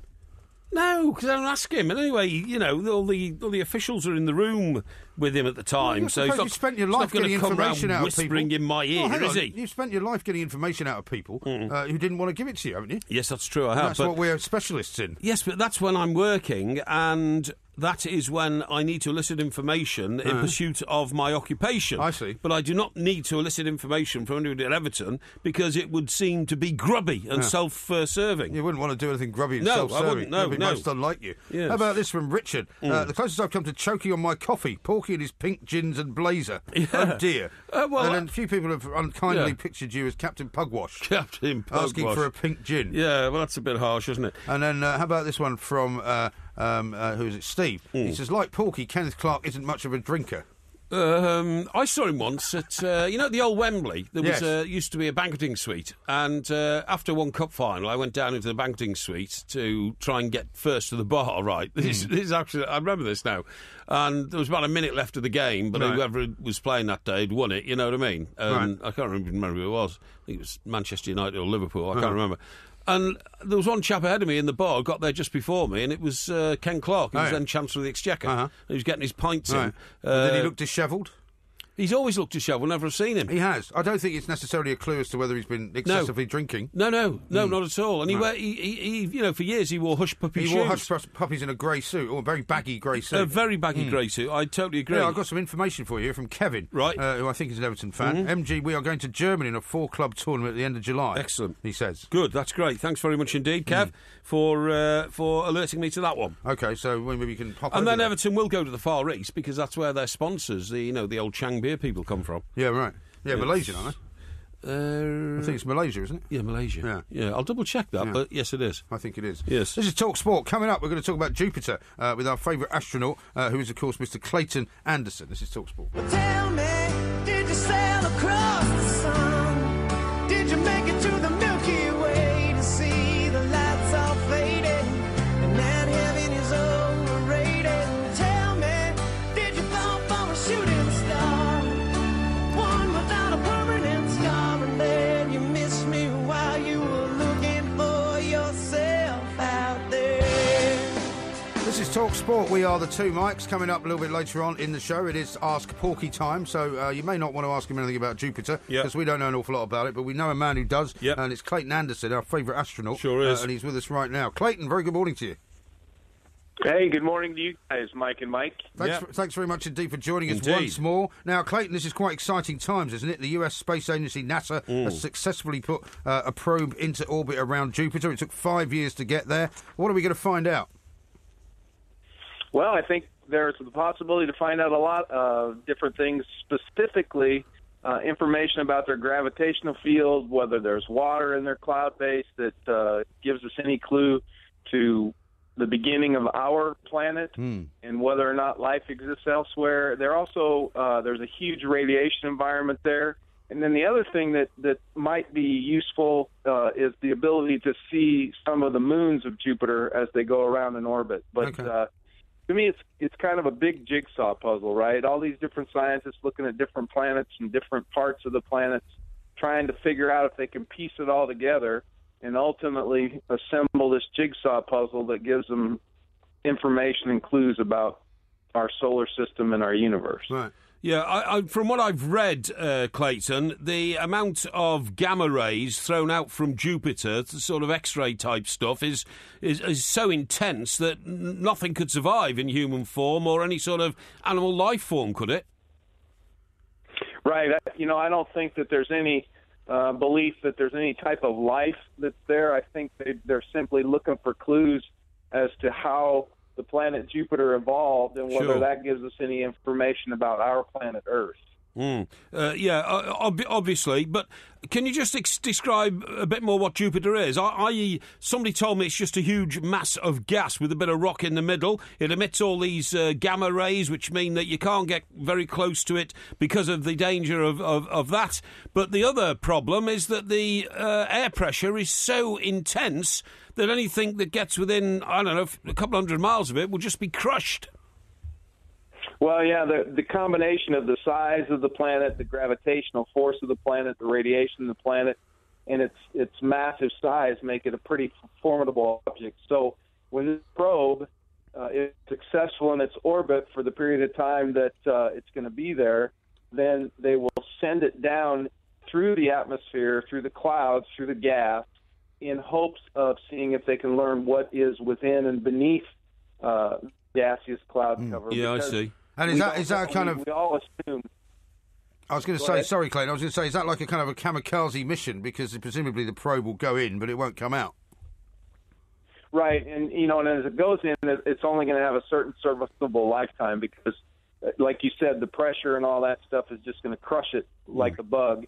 And they want to see if they can learn as much as they can as they dive into the atmosphere right before it goes away and get that data sent back to them. So to me, it's almost amazing that they can even figure out how to protect the electronics from all this radiation such that they can even get the information back in the first place. It's another barrier which we managed to crash through.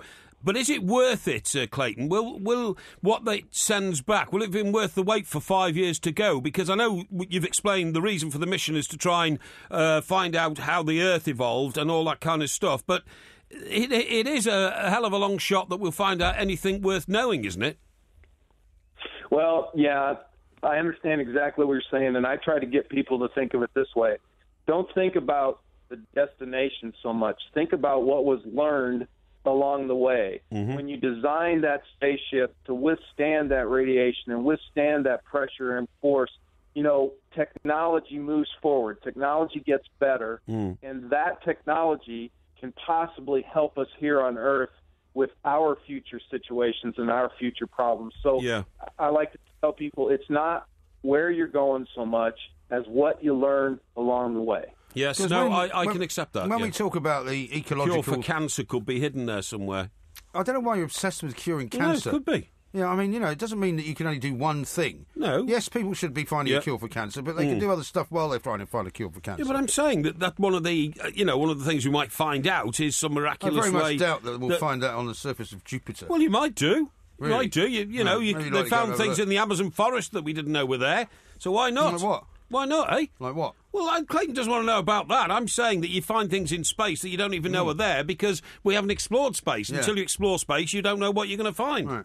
This is change the tune a bit. Clayton, you might remember when Porky said, what's the point of going out into space? There's nothing there. But let me ask you a question about the sort of the usefulness of everything. Because in the world in which we live, we always say, when people say, what's the point of a wasp? What do they do? Everything in our ecosystem has a point.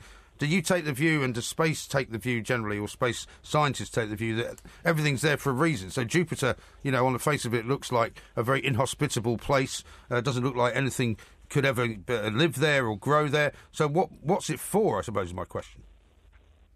Well, you're asking one of the philosophical questions of of people's lifetimes, right? You know, why is stuff there? Why does it exist? What does it mean to us? Yeah. And I think that we have a lot to learn, right? If you think about humans, we're pretty small on the time scale of our universe and our solar system. Yes. So there's a lot out there that we don't know, and we're just now figuring out ways to get to places like Jupiter to actually begin to ask the questions and try to get some answers back. Sure. So it'll be long past you and Mike and me before we know whether all this was truly relevant to humankind, you know. And in terms of the way that the information that the Jupiter probe gets, is it going to be just transferred back as data? Are we going to see sort of pictures of anything? I think we're going to see pictures, but again, it'll be like when the probe went to Pluto, right? The data has to be gathered, then it has to be sent back and kind of reassembled. But I believe we're going to get some pictures, and I'm hoping and guessing they're going to be just as spectacular as the ones that we saw at Pluto. Mm-hmm. Well, it's the latest mission. What else is in the planning, Clayton? Because this took 5 years to get there, right? Is there another probe somewhere flying to somewhere else that's going to, we're going to learn in 2 years' time has finally arrived? Because I think the drama of this one was that NASA suddenly got a call from the probe to say, I've arrived, didn't it? Well, they've shut things off, in order to preserve battery life and preserve the instruments on the probe. They turn things off to the maximum extent possible to still have it survive, such that the further away you get from, toward Jupiter, you're further away from the sun. Yes. Which means your solar arrays, don't generate nearly as much electricity anymore, so you want to conserve all that so that when it gets to where it's going, it can do what it's supposed to do. So Sure. And is there another one up there somewhere heading to, I don't know, Mars or somewhere, or, I don't know, even further afield? I think there are. I couldn't tell you specifically, but I also know that it's not just America anymore, right? There are other countries that are starting to send things out there to Mars and to the moon and various places. So, space travel and space science is becoming a global entity, not just the United States and Russia as it was for many, many years. Yeah, that's amazing. Given that we're in a position of perhaps leaving the European Union, this may be a stupid question, but is there any chance, and I know there is already some cooperation, but would it make more sense if the entire sort of space industry, whether it be Chinese, Russian, American, European, just actually formed themselves into one exploration team and just did it that way? That may be coming. I can't read the tea leaves, but I'm a big Star Trek fan, right? And maybe we're headed toward the United Federation of Planets, and we're going to start here on Earth by pulling all the countries together. Yeah. So, who's your favourite character? Oh, I was a big Spock guy. Spock. Yeah, excellent. Yeah. Excellent. We need a bit of that. And I had a bit of logic. Success with women.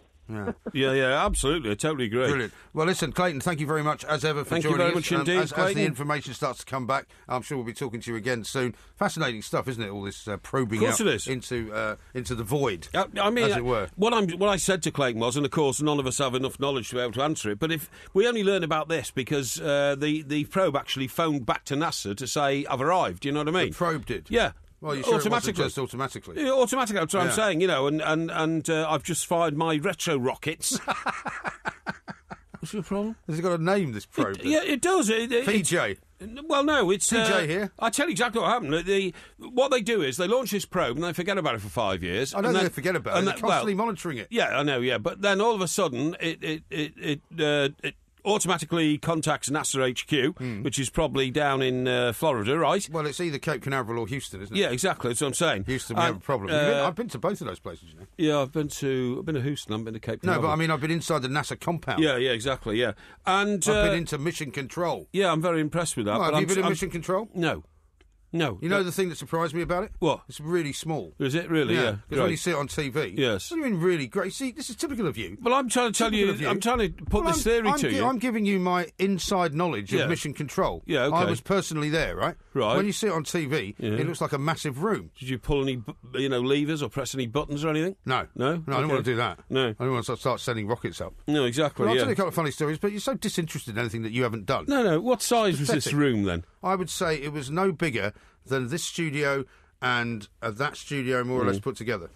Yeah, but when which, you see which is incredible because you think it's massive. When you see it on TV, it looks like the sort of you think there's rows and rows and rows. Yeah, of it looks like the Parliament of a country or something like that. With the it's really not. That's very interesting. Thanks for telling us that. Now, what I'm saying is that there could be another probe heading for Venus, right? Really. And Venus was her name. Da, da, da, da, da, da, da. She's got it. I don't think that's the Venus they're going to. No, but what I'm saying is, we only knew about this because it calls back today and says, this is the robot. PJ. Okay, guys, I've fired my retros and I've arrived in the atmosphere around which planet was it? Jupiter. That's right. Yeah. So there could well be another one. What is your problem? Because why can't you kind of characterisation of this probe? Yeah. Okay, guys. Yeah. What is he from the 70s? No. He'll have been programmed. Fired by retro probes, guys. It will have been programmed. All I'm saying is there could be one now heading to God knows where. In fact, there is one, isn't there? That was just fired off the God Earth. knows where. Yeah, and just heading out. I mean, and just keeps going out. I don't know. Somebody actually said to me earlier on Twitter, which was rather funny, 5 years for the probe takes about as long as it takes to get to Hastings on Southern trains. Yeah, it's absolutely about true. Right. How about this? Yeah. This is a good one. From, hang on, just let me find it here. No, What's Porky describing himself, says Nigel, a huge bit of gas with a gamma rock in the middle. Yeah, that's a bit harsh, isn't it? Jupiter plank. And then another one here from Gally, who says, Porky is on another planet. No, I'm not at all. But I do find this. I find it fascinating on the one hand, but on the other hand, what a complete waste of time. No, it's not, though. Sending a probe to a planet that you can't land on anyway, because A, you can't see it because it's surrounded by gas, so you don't know what's in the middle of it, and B, we already know that the air pressure surrounding it is so intense, it just crushes anything. It would crush, if the Empire State Building suddenly came into... the orbit of Jupiter. Yeah, that's right. Yeah, it would that just could happen. It would crumble to dust and that sort of thing, No, I'm just telling you that's an example. Yeah, it's a good example. Yes, thank you. A really good one to pick out of the air. Yeah. What about Clayton's view, though, which is totally anti-Porky, which is it's not about the destination, it's about the journey. Yeah. What you learn along the way. Yeah, well, I've always said that in life. No, you're only interested in end products. No, the journey... like if you're not winning, you're not trying hard enough. Yeah, that's right. Well, what's wrong with that? Because that journey... is a good mantra to have. Well, what you're basically People saying... stop me in the street and congratulate me on that, yeah. Oh, well, like the editor of The New Day. No, the editor He used to of stop The New her in the Day. street as well. That's right, yeah. Say, stop me and don't buy one. This is Talk Sport. Right, yeah.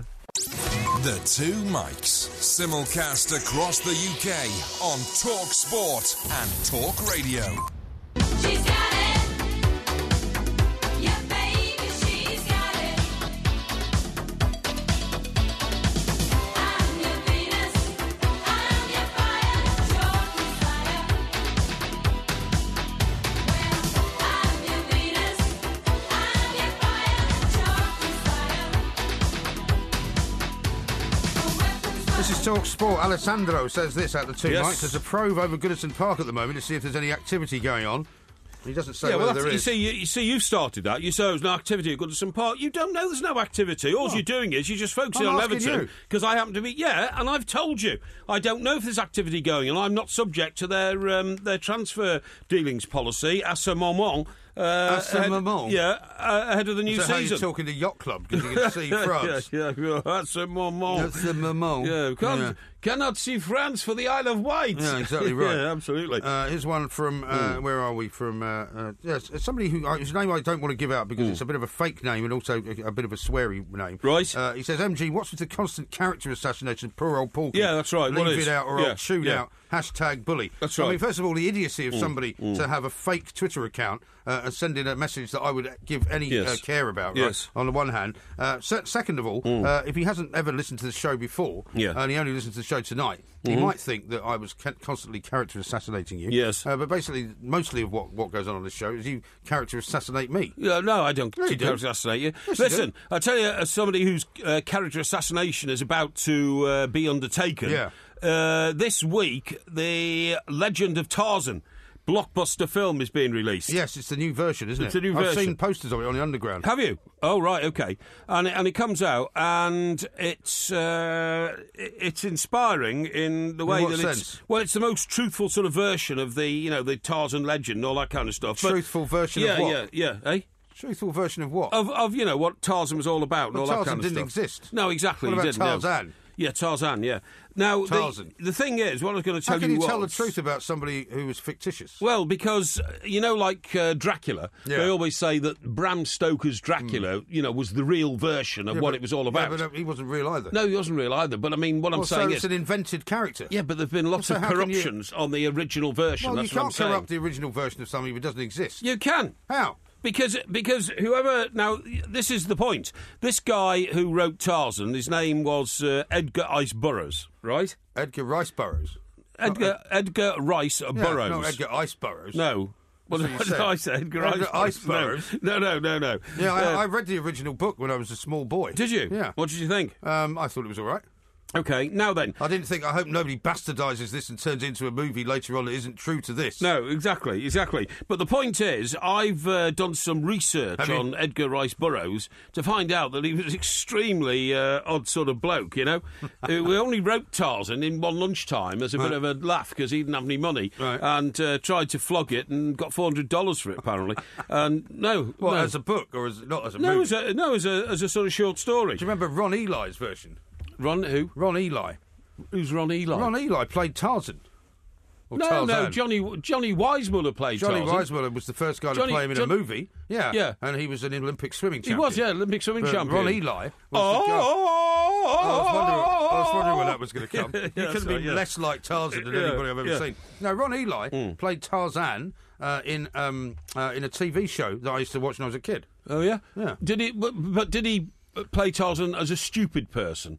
Well, I mean, not particularly as a stupid person. No. Don't you remember Carry On Up the Jungle? Terry Lloyd played Carry Tarzan. On Up the Jungle. Yeah, don't you remember? Yeah, but you're already putting this in the same bracket. No. Terry Lloyd played Tarzan. He kept swinging on vines and crashing into trees and all that kind of stuff. You know what I mean? Sure, it was Terry Lloyd. Yeah, I'm sure it was. Yeah, okay. I'm sure it was the actor. It was Terry Scott. Terry Scott. Yeah, it was Terry Scott. That's right. Yeah. Sorry, Hugh Lloyd and Terry Scott played in the same. I can't see Hugh Lloyd as Tarzan. No. Really? It was Terry Scott. Anyway, listen. Let me tell you. So Edgar Rice Burroughs, he wrote 24 Tarzan novels, right? Yeah. They were translated into 30 languages. Okay. And you're telling me you only got 400 quid for them? Well, he only got 400 quid for the first one, you see. Well, yeah, he must have done all right, though. You see, he's described here as a rebellious troublemaker. He was dismissed by the prestigious Phillips Academy in Massachusetts. He tried deserting from the military school after he joined the army. He was rejected by the famed Rough Riders. Right. Whoever they are. Who are they? I don't know, but they're very famous. The famous Rough Riders. He failed his entry exam to West Point. That's why he... So a bit of a wasp by the sound of it. Yeah. And finally joined the US Army in General Custer's former regiment, the 7th Cavalry. No, right. Which was based in Arizona. Did he die then in Custer's last stand? No, because that was years before. But he did... What? That was years before. Well, how could he join Custer's regiment after Custer died? Well, because Custer got wiped out, but the regiment didn't. Oh, okay. The regiment well, it's name not really is his still there. regiment, though, is it? Well, yeah, he was, yeah, 7th Cavalry. Now, the point is that he did actually go around chasing Apaches, but never caught any of them. He said, I chased a load of Apaches, but never caught up with them. But I did catch dysentery, and... Yeah, I know, that's a bit unfortunate. Yeah, that wasn't what he had in mind. And for that reason was discharged from the army, right? So after a succession... Yeah, he was a bit harsh, yeah. After a succession of desultory jobs, right, including gold dredger, railroad policeman, accountant, office manager, and door-to-door salesman trying to sell light bulbs. Oh, yeah. Sell light bulbs door-to-door. But they used to have that. I mean, this was what used to go on a lot, wasn't it? Especially in America. Yeah. And it's not just the Avon calling. That's right. But people used to come around selling all sorts of rubbish. Yeah, that's right. He even tried to invent a quack cure for baldness. Oh, yeah. And another one, you'd be interested in this, another one for alcoholism. Why would I be interested in that? Well, because... I don't suffer from alcoholism. Yeah, well, that's a debatable. But he then admitted I was a total failure. So, well, you are. No. This is Edgar Rice Burroughs. He wed childhood sweetheart Emma Hulbert. Hulbert? Hulbert. In 1900. Right. But by the time the first two children were born, he said, I had no job and no money, and I had to pawn Mrs. Burroughs' jewellery and my watch in order to buy food. I loathed poverty. So he's very much in my category very much there. like you, yeah. So is this after he wrote the books or before? No, this is before. before, way before. Right. He says... did he make a fortune after the books? What we want to know. If you just shut up, I'll tell you. Well, we haven't got all night. Right, he said... It's 3 o'clock already. He said, I got... what? It's nearly 3 o'clock already. already. Don't worry. Yeah, this won't take long. I got writer's cramp answering blind ads and wore out my shoes chasing after others, OK? Right. So he was trying to get a job. Eventually found a job selling pencil sharpeners. OK. That's a great job, isn't it? Right. And while reading how much more of this is there? Hang on. And while reading pulp magazines, Burroughs realised, although I'd never written a story, I knew absolutely I could write stories just as entertaining. His first yarn, Under the Moons of Mars, was later entitled A Princess of Mars, was snapped up by the All Story magazine, and he got $400 for it. So you didn't get that for Tarzan at all? No, he didn't have for Tarzan. That was wrong. No, hang on. But that was the one fact you started the story with, that he only got £400 for his Tarzan story, and he wrote it while it was in lunchtime. Excuse me. Right, he wrote a second story, which was rejected by the magazine. Yeah. He then wrote a third one in his lunchtime called Tarzan of the Apes, for which he got another $400. OK? Right. I wrote it in longhand on the back of old letterheads and odd pieces of paper. I did not think it was a very good story, and I doubted it would sell. However, the second Tarzan story got £700, and in 1912 that was worth £12,850 today. OK. But despite its magazine appearance, every major publisher refused to release Tarzan in book form, and it was 2 more years before The Jungle Adventurer finally landed on the bookshelves. When Tarzan of the Apes debuted in cinemas in 1918, it became the first film ever to earn $1 million.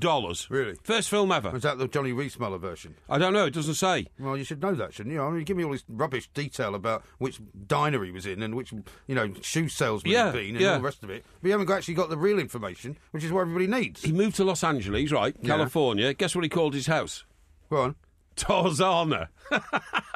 Isn't there a place in California called Tarzana, though? Well, I was about to say to you... there is actually a place called Tarzana, isn't there? Because there was so much space around in sort of Beverly Hills in those days and all that kind of stuff, he bought this big house, called it Tarzana, and then, for the next 10 years, bought bits of land all around it. That is what is Tarzana today. Oh, right, OK. Yeah. It's a former ranch owned by Edgar Rice Burroughs. Exactly. 'Cause I'm pretty sure I've been to Tarzana in LA. Yeah, exactly. Right. Exactly. Would you like me to give you some useless information about Ron Eli? Yeah, go on. Ron Eli starred in this TV show. It was put out by NBC. Yes. Tarzan, right? And he had Cheetah was in it as well. Yeah, and Cheetah, Jane, I think, was in and out of it. She wasn't in it as much. Yes. But he's had a fascinating life because it was 1966, right? So I presume he didn't make much money because in the 1970s he worked briefly as a school bus driver in Westport, Connecticut. Ron Eli? Ron Eli. Good God. That was all he ever really did. He played in another film in 1975, but I mean, I don't know why I remember it so well. I can't remember what he looks like. You've got a picture of him. I've got a picture of him, yeah. I mean, you must have watched it. I remember what Johnny Weissmuller looked like. Me, Tarzan. You, Jane. Yeah, it was that. Right, you must have watched that show. I mean, I used to watch it after school. Yeah, I remember him now. Yeah, I remember him now. And then I think he lives now in California. He's 78 now, so won't be doing and swinging around the trees much these days, will he? I wouldn't have thought so. No. Anyway, you're absolutely right. Tarzana is more than a ranch these days. Tarzana today is a middle-class Los Angeles suburb replete with manicured country clubs, shopping malls, drive-in restaurants. It is the antithesis of the primitive nobility Burroughs invoked in Tarzan. The How about antithesis, that? Yeah. Fascinating. You could have told that story in about a minute. No. It took 10 minutes. No. He was a terrible Rogerizer as well. Was he? Yeah. Why have you left that bit so we haven't got any time now? We haven't got any time now. Married Florence and all this kind of stuff, you know. Well, he got married once? No, he got married a few times. All right, we'll come back to that. Yeah. This is Talk Sport.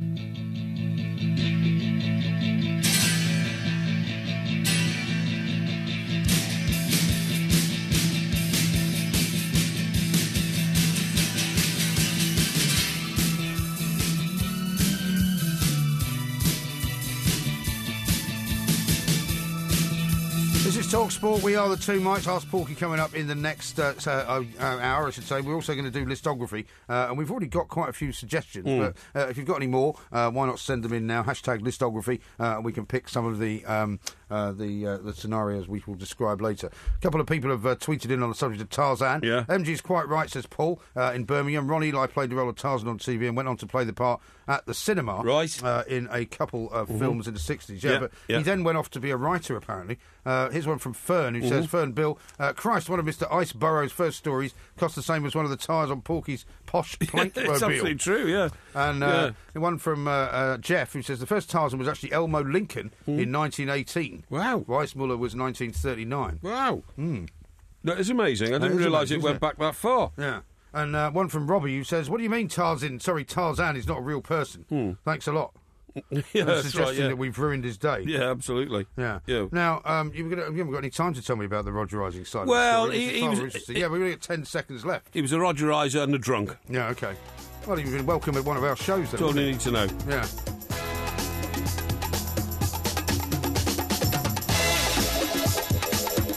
This is Talk Sport. We are the two Mikes. Here's one you'll like, Mr. Parry from Thomas, right? Who says King Mike Parry's facts on Tarzan are brilliant. MG needs to let him talk more. Thank you. The trouble is, Thomas, you don't understand the premise of the show. If I just let you talk all the time, you never hear from me at all. Well, I know some people might prefer that. Some people would like that. They would like that, but that's just members of the Porky tribe. Exactly. Now, were you listening to that quote from Mr. Mourinho about Ryan Giggs? There's an interesting story in the back of the Times. Yes. Billed as an exclusive by Paul Hurst and Matt Dickinson. I've seen that. Yeah. Saying that Giggs is angry at Mourinho over job jibe. Yeah.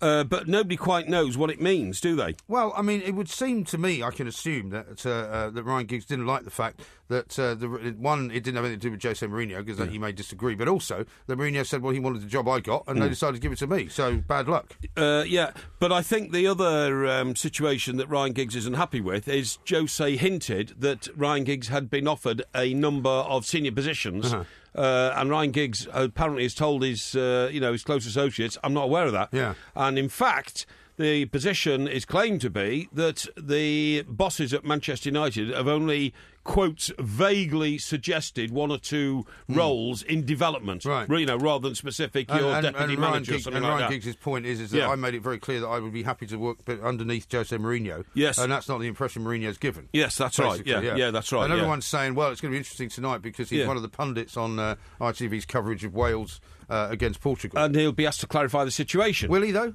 Well, of course he will, because if he's not, then the people who are running the show are not doing their job. And actually, they're very good at doing that. As you know, he may go there and say, I don't want to talk about this. Well, in that case, they shouldn't put him to air. Yeah, I agree with that too. Because the point is, he is at the middle of a very big story. Jose Mourinho's just taken over at Manchester United.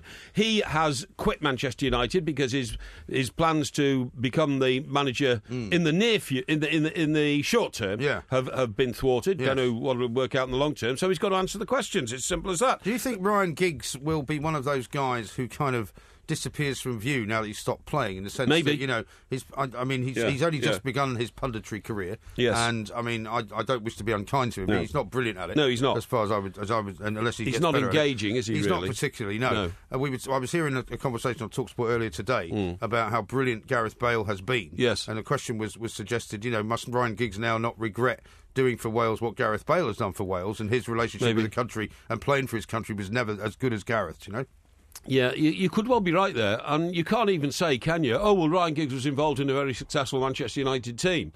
Well, Gareth Bale's involved in a very successful Real Madrid team, isn't he? Well, I mean, I don't think you can never doubt the great contribution that Giggs made to Manchester United's, incredible series of victories. Exactly, and all that. But since that, what is he now going to be left with? Because if he's left the one club that he was with all his life, he's not going to he hasn't got a great international career to remember. Sure. There is that stuff in his personal life which will never be forgotten, whether you like that or not. Yes. And where's he going to end up?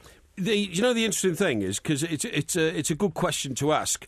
He seems to have made it clear from the very start that his coaching career, following giving up playing, would consist of being appointed somewhere at the very highest level, because he thought he'd just be on a fast track situation to the manager's seat at Manchester United, and wouldn't mind taking the deputy's job in between. You know what I mean? So he's now, you're quite right, he's got to now completely refocus. Yeah. If I'm going to be a manager in my own right or a coach, I've got to go and start somewhere. Do you think Sir Alex Ferguson has played a hand here?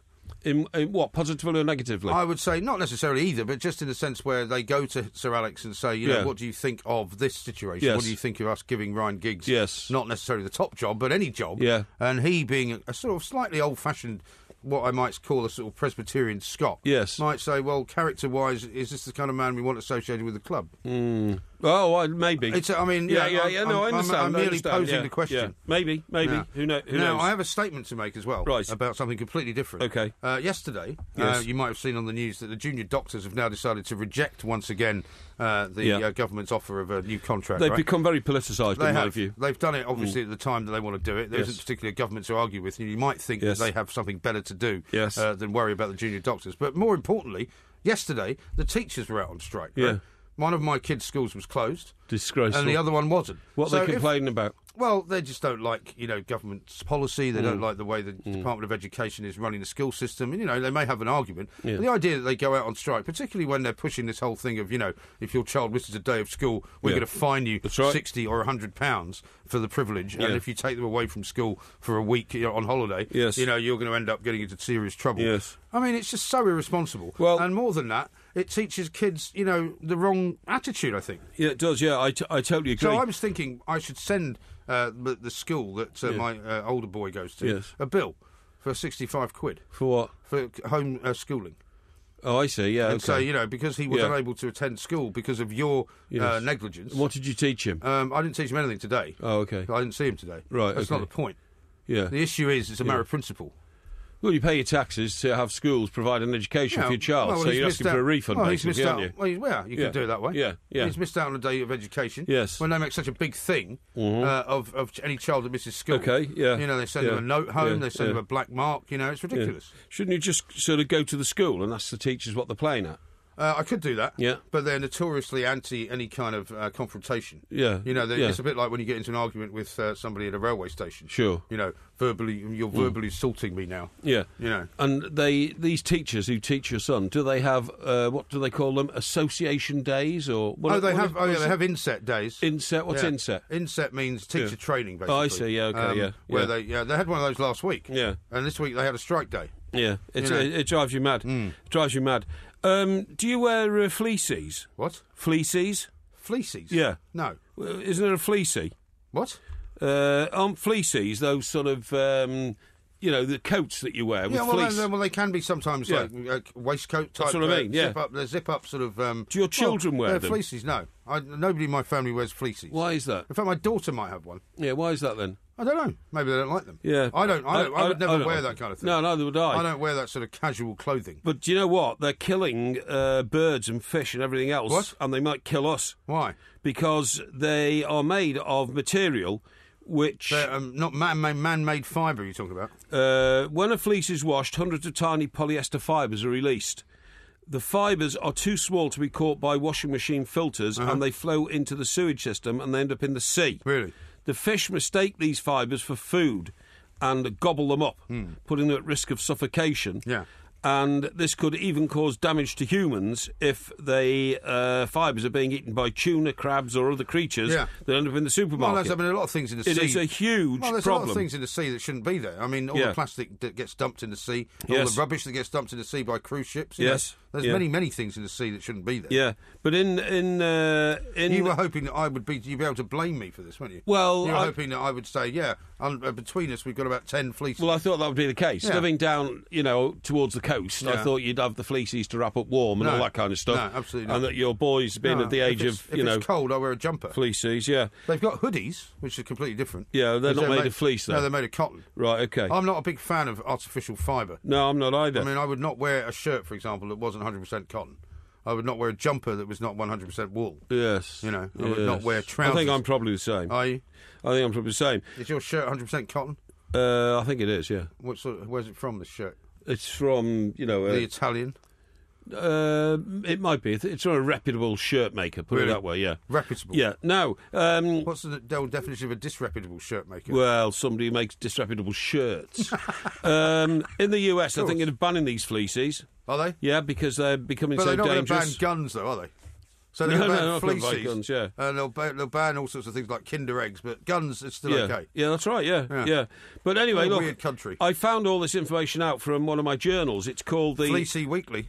No, you idiot. It's called the Marine Pollution Bulletin, okay? Oh, yeah. Bulletin? Yeah, the bulletin from the marine pollution people. Oh, yeah. And it says microplastics are found in all the 4 estuaries on the south coast. Fibres are expected to be mainly polyester and most likely from clothes. It's a huge problem. Well, maybe what you should do is start a one-man campaign, and when you're walking around, as you do, either on the downs of Epsom, or the sort of the seas of Solent, you should see if you see them with a fleece, make them aware of it, and say, look, would you mind disposing burning of this? Yeah, burn it. I wouldn't burn it, no. Because that will put all sorts of horrible chemicals into the atmosphere. Yeah, well, if you throw it away, it's gonna still be emitting these millions and millions of little particles, what about which are destroying the world, basically. And what about the factories that are making these things? Yeah, well, they're probably in the Far East or somewhere, aren't they?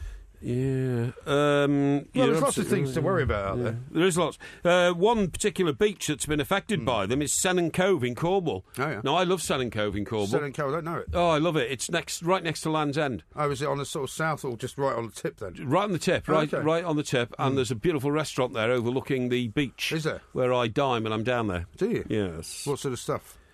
Well, the restaurant, I mean, is it like an Italian restaurant? No, it's just an English restaurant, serving like fish, burgers, very nice, steaks, all that kind of stuff. I must check it out. Yeah, we're out of time, though. This is Talk Sport. The Two Mics, simulcast across the UK on Talk Sport and Talk Radio.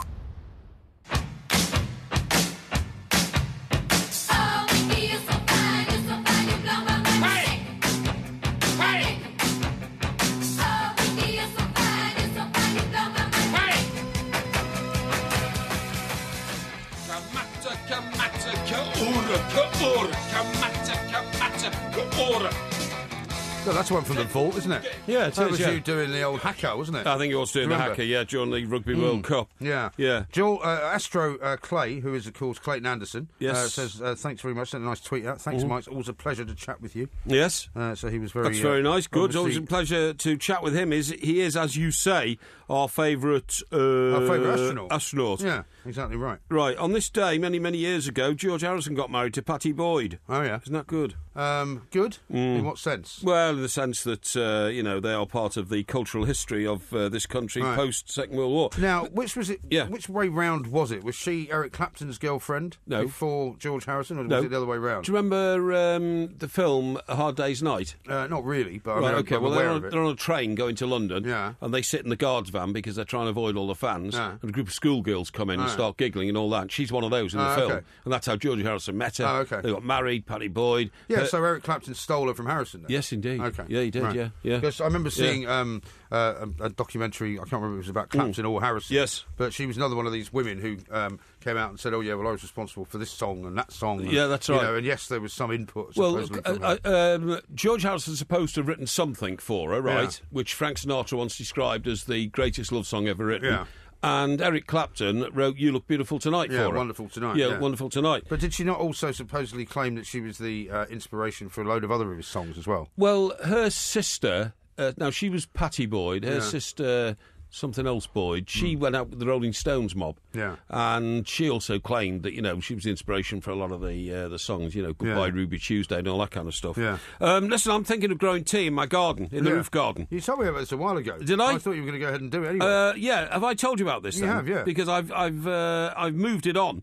I have, let me see, I've bought a tea bush. Oh, yeah. And it's £16.50. You bought it online? Yeah. What sort of tea is it?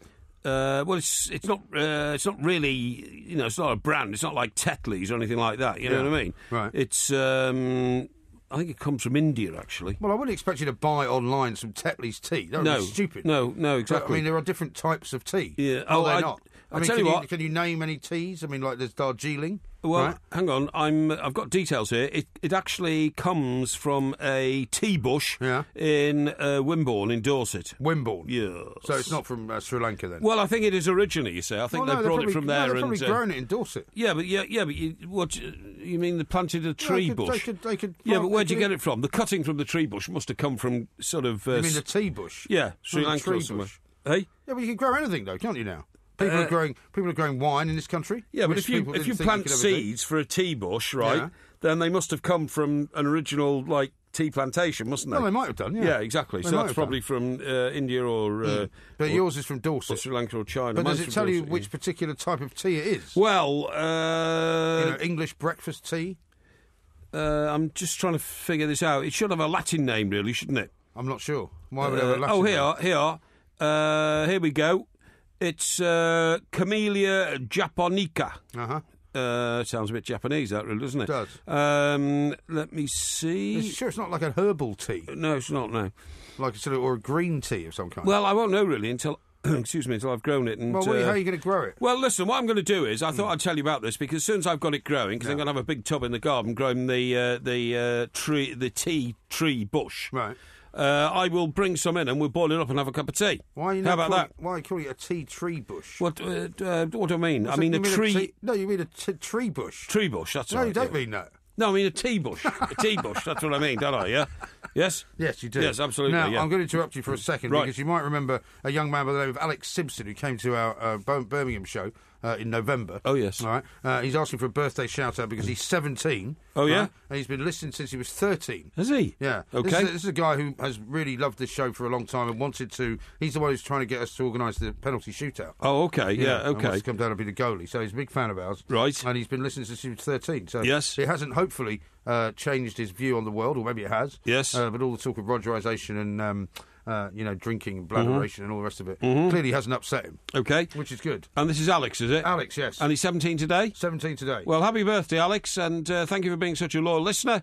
We hope we never let you down. Simple as that. I don't want you to make any promises that you can't keep. Well, I'm not going to make any promises, but we won't let anybody down. Now, Les here says, been chuckling all the way home from work with your Tarzan stories. Yeah. Always love your show, guys. That's very nice, isn't That it? is very nice, isn't it? Yeah. And as you say, from Clayton, who's got a fabulous sort of logo, hasn't he, to his Twitter handle, whatever you call it. He says, thanks, Mike. It's always a pleasure to chat with you guys, the ordinary spaceman. And it was a pleasure, of course, to chat with him. Yeah, I know, it was, absolutely. I already read that one out already. Yes, I know, but I just thought I'd point out that he's got this spectacular sort of... Have you seen the picture logo. that Trevor sent in? Of the wedding of Patty Boyd and yes, George I've seen Harrison, it, yeah, exactly. Where he says, John's... not John, Paul McCartney's looking a bit squiffy. Yeah, well, that's because his eyes are a bit sort of... Who are those other people in the picture, then? Well, I suppose they must be parents, mustn't they? The two people towards the left. The people to the left presumably must be Harrison's parents. Yeah, I suppose who are the couple on the right of McCartney? I don't know. Well, to his left, if you know what I mean. Yeah, I wonder if that could be Patty Boyd's sister, the other Boyd. But who's the guy, though? He looks a bit older than her. Yeah, I don't know. Could be the father, I suppose. I don't know. Yeah. I don't know, really, but it's all fascinating historical stuff. Yeah. And then below that, I've got a picture from Mike, a guy called Mike Lewis, and he's got a picture of two really old sort of sea dogs. Sea dogs? Yeah, sitting on the Admiral. Yeah, and he's saying sitting on the veranda on Porky's foredeck at his yacht club. Yeah. Roy says this: tell the plank he'll be pushing up weeds long before he gets a cuppa from his Dorset tea bush. Oh, really? And Why? He says, hashtag gullible. Well, I think he's suggesting that you may be buying something online which is not particularly as sold. Yeah, it's not. It doesn't cost much, does it? Well, I know, but you can't just keep buying stuff and planting it and then expecting it to grow. Because you might need to have a special kind of greenhouse effect. Well, exactly. The facts on Tarzan are brilliant, says Thomas. You need to let me talk more about them. You've read that one out already, but I thought I'd reread it. Yeah. Listen, what about this for a listography? Because we're doing listography now, aren't we? You want to choose one? Well, it says here, this is from Paul, your favourite TV shows as a kid. Have we not done that? Have we done I'm that? sure we've done that one. Yeah, Have we we've done that it? one. Have we done it? Okay. Yeah, right. Well, I'll tell you what, I'll give you a few other options, shall we? While we're here. Yeah. Because there's been quite a few that have been coming in. It's very good because people are sending them in now, not only during the show, yes, but before the show actually starts. That's good. Here's one from Leanne: 3 eeriest experiences. 3 sports you would add or remove from the Olympics, from Andrew. 3 acts of kindness that you've never taken credit for until now. What, an act of kindness that we've committed? Yes. I see, yeah. Or that we've done. 3 people you would like to send up on a probe mission. Yeah. 3 trophies or awards you won and are proud of either as a child or as an adult. Yeah. Top 3 planets. Don't know about that. Yeah. Best wines you've ever had the pleasure of drinking, or alternatively the worst wines you've had. Yeah. That was from Liz. 3 jobs you did that, like Jose, are made for you. You felt you left in a better state than when you joined. The bravest and most heroic things you've done. Yeah. Top 3 friends or celebs you enjoy going on the bladderation trail with and why. Yes. 3 luxury items you would take to a desert island. There's quite a few there, isn't there? What about the jobs one? The jobs? 3 jobs that you did that where you left in a better state than when you joined. Yep.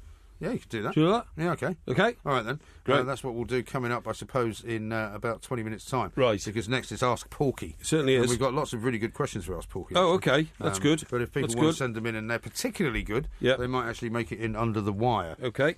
Talking about my roof garden, by the way. Yes, how is your roof garden coming along? Oh, it's coming along brilliantly. But have you seen that the Met Office have literally put out a notice that they would like up to maybe 1,000 people in this country to use their garden as part of the Met Office's weather report, so they can localise them on a much bigger scale. How do you mean? Well, with computers and things these days, you can go out and... Do you remember at school you used to have a little weather station? No. Well, we did at our school. The King's School Chester had a weather station, and you went in it had a barometer, it had a thing to capture water, you see what I mean? So you could was tell... this like in the playground or something? Well, yeah, sort of. It was on, we had like 32 acres of playing fields, you see what I mean, with pitches. Yeah, but you must have known where it was, though. Well, yeah, of course you knew where it was. It was next to the swimming pool building. Oh, the swimming pool? Yes, that's right. Super. Yes, that's right. It was an outdoor swimming pool? No, indoor. Indoor? Swimming pool. Yeah. Did you swim? Yeah, of course I swam. Did you get any medals for swimming? I did. I got my bronze, silver and gold life-saving awards. All right. And that's but did you swim for the team, though? You must have had a swimming team. No, we didn't have a swimming team. Really? No, definitely not. Well, what's the point of having a swimming pool? Well, you swim in it, can't you? Well, no, but it's not. It's not a holiday camp. No, it was. It was for recreation. No, it was like a holiday yeah, camp. but it wasn't a boarding school, was it? No, wasn't a boarding school. It was a day school. I would have thought if you had a swimming pool, it would be used for competitive races. No, not really. I don't remember ever. Well, I suppose you couldn't race against somebody else because no other schools had one. Well, I suppose that's true. Of course, what you used to Did you do all that swimming in your pyjamas and all that? Yeah, that's right. You had to blow up your pyjamas as a life. Stupid idea that was. Yeah, it was very stupid. The one that I found most ridiculous was, you had to dive in and recover the brick. Yeah, that's right. The black plastic brick. Yeah, stupid. Yeah, really stupid. But anyway, sorry, getting back to this. So no, we had a weather station. You went and found out how much rain it was and all that. Now, because the Met Office is such a big operation, they want you to... Thousands of amateur weather watchers being called on to install miniature meteorological stations in their gardens to help the Met Office provide better forecasts, OK? Yeah. This is a brilliant idea, and I'm going to volunteer to have one in the roof garden. Why? Well, because I want to do my thing for England. What are you supposed to do? You're supposed to collect the information and then send it on to them. Yes. But you'll never be able to manage that. Of course I would, because in the old days, they couldn't do it because it meant you had to phone up and it would cost you to phone and all that. How are you going to do it? You do it online. You send them a report. You're going to send... Yeah, but yours will be all wrong, though. No, it won't. The whole weather system will be skewed because you'll have either misinterpreted the data or you'd have sent them the wrong thing because of your ineptitude with devices. No, the Met Office, frequently under fire for its inaccurate weather reports, hopes extra data will help to provide more reliable predictions of events like the torrential rain that blighted the June. Floods caught the southeast of England off guard and caused chaos on roads. Yeah, but surely the point is, right, that they're in the business of predicting weather. All you can do is tell them what the weather's been doing.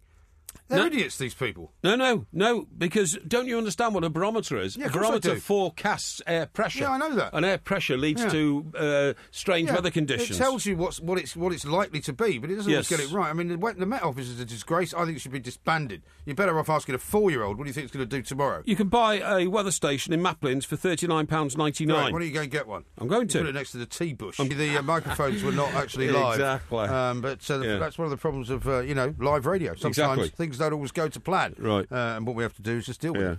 But thanks for pointing it out. This is Talk Sport. This is Ask Porky. But what I wanted to say is we have to choose a Porky quiz subject. We don't have to do it now. Yes. But I think before the end of this show. Okay? Yes, OK. Let me start off with a question from Mark, who posted this on Facebook. Right. Who says, Porky, it is my 5th wedding anniversary next week, and I've been married for 5 years. Well, you would have been. But I've been with her for 8 years in total. So I'm fast running out of ideas. Have you got any thoughts on how I can make this one special and something different? Well, I'd like to know a bit more about your circumstances. For instance, have you got a budget for this? If you've got a budget for this, then you obviously take your wife away. Where'd you take her? You take her somewhere really, really nice. Don't know which part of the country you live in. Is that indicated, Mike? Which part of the country we're from? It doesn't say. Right, well, always, the best bet is to go to the coast. I don't know what it is about the coast, but the coast really does instill a feeling of goodwill. Not goodwill, what's the word? Feel good about yourself. Well-being. Well-being is the word I'm looking for. Going to the coast instills a feeling of well-being because of the coastal wind, the smell of salt and brine, the sand between your toes if you're walking on a beach. And generally speaking, it's a great event because it takes you out of the humdrum rather grey and sort of black and misty, malingering of life, and lights it up a bit for you. Head for the coast. That's my answer. Here's one from Darryl. I was in my local gym the other day and was amazed to see a gent drying his member with the hairdryer. Is this normal? No, it's extremely unusual, and if you see anybody doing that again, I'd ring the police and report them. I think you'll find that if you... It's perfectly normal to do that. I've seen people do that before. It's outrageous. How is it outrageous? Because was this in a changing room or what? Well, I mean, I presume it wasn't in the weight room. Yeah, well, you don't know, do you? You don't know. People who go around. No, it was completely clear. Some people get upset about this, but some people, when they come out of the shower in a communal changing room, like to walk around naked. Yeah, okay. And some people find that objectionable. Yeah, but using a hairdryer on erogenous parts of your body. Erogenous. Well, it's just drying it. In my view, it's something you should turn away from and not witness, because it's something that I would find wholly offensive. Okay. Dan says this on Facebook. Porky, my next door neighbour's house is up for sale as he has died. There has been some shady characters looking round it, and my question is, should I use some underhand tactics to put off potential buyers, and have you ever done such a thing to avoid living next to undesirables? Well, the worst thing in the world is bad neighbours, but I'm afraid you just can't stop bad neighbours these days. You've got to remember that one of the tenets of being a property owner in the old days was that you could choose your own neighbours. If you moved into a nice street, you expected nice people to be there.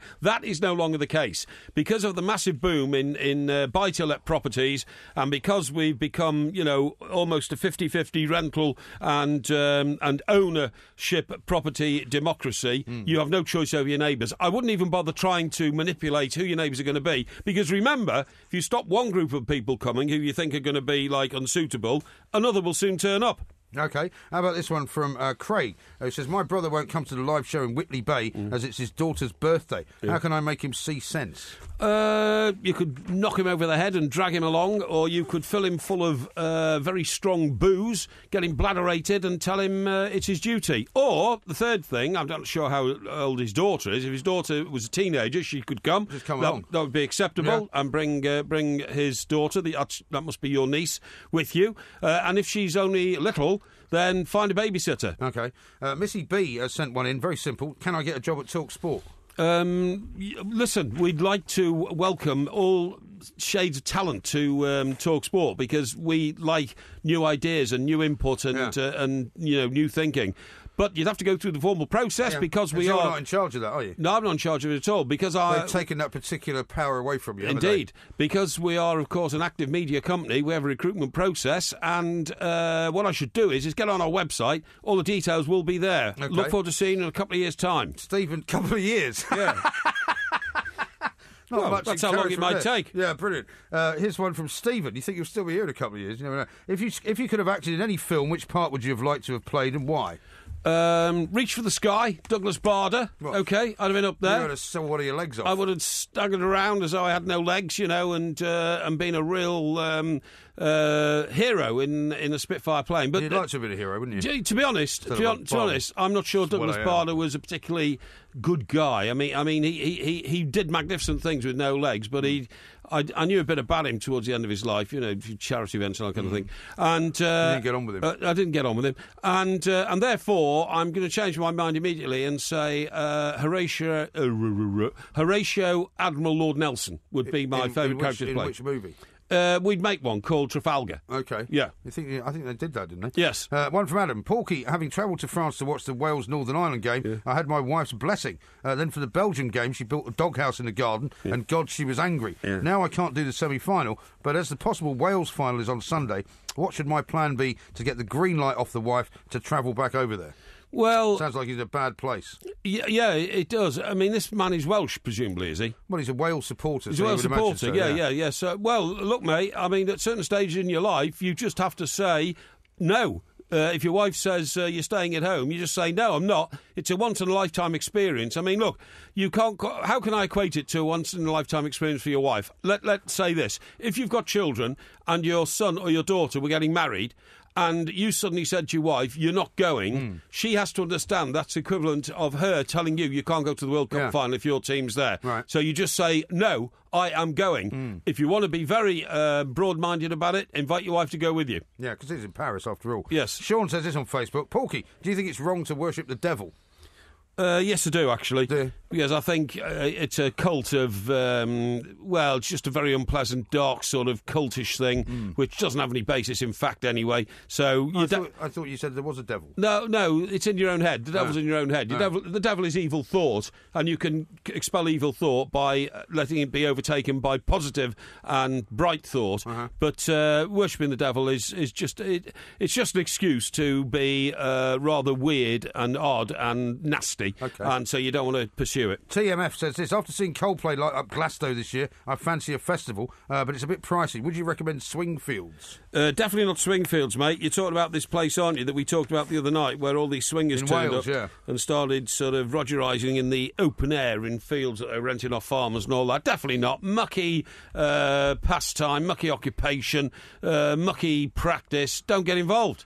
Don't get involved at all. You don't need that. There are better things to do in the open air than to have physicality with somebody. It's very, very unpleasant. Right. It happens at Glastonbury as well, you know. Yeah, I know. They just don't advertise it. Porky said, Mark says this: Porky, I'm spending a fortune on the lottery with not the best return. Yeah. Do I keep the same numbers or start doing lucky dips or just stop doing it altogether? Well, this is a dilemma I found myself in. When the numbers were 1 to 49, I had 6 numbers. Yeah. And, of course, they ended at 49. Then the numbers were extended to, I think it's 59 now, isn't it?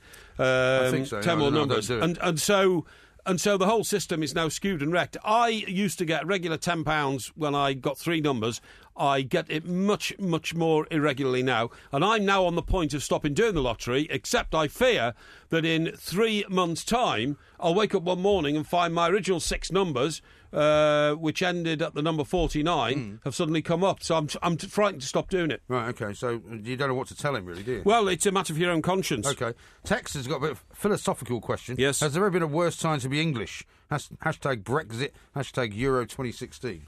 Well, it wasn't very pleasant being English on the day that the Germans came and, bombed the East End for the first time. It wasn't a very pleasant day to be English on the day that the stock exchange collapsed in 1929 in America, and we were thrust into the worst depression in modern society. And it wasn't a very good day to be English, when the Vikings arrived and started raping and looting our inhabitants. Right. So, there have been many, many, many days when it's been worse to be English. It's not bad at the moment, but if Mr. Carney, the Governor of the Bank of England, keeps talking it down, we're in a crisis and all that, instead of talking it up, and the Financial Times, the so-called, paper of the pink paper, the paper of business, keeps criticising everything we do, then we're going to have a problem. I wish people would be positive and say, let's grasp the opportunities ahead. OK, Barry says this: Porky, I'm struggling to decide what to put in my tart, ripe apples or hard pears. Well, certainly not hard pears, and maybe not even ripe apples. If you're going to have a flan, my favourite flan, actually, with custard, is peach.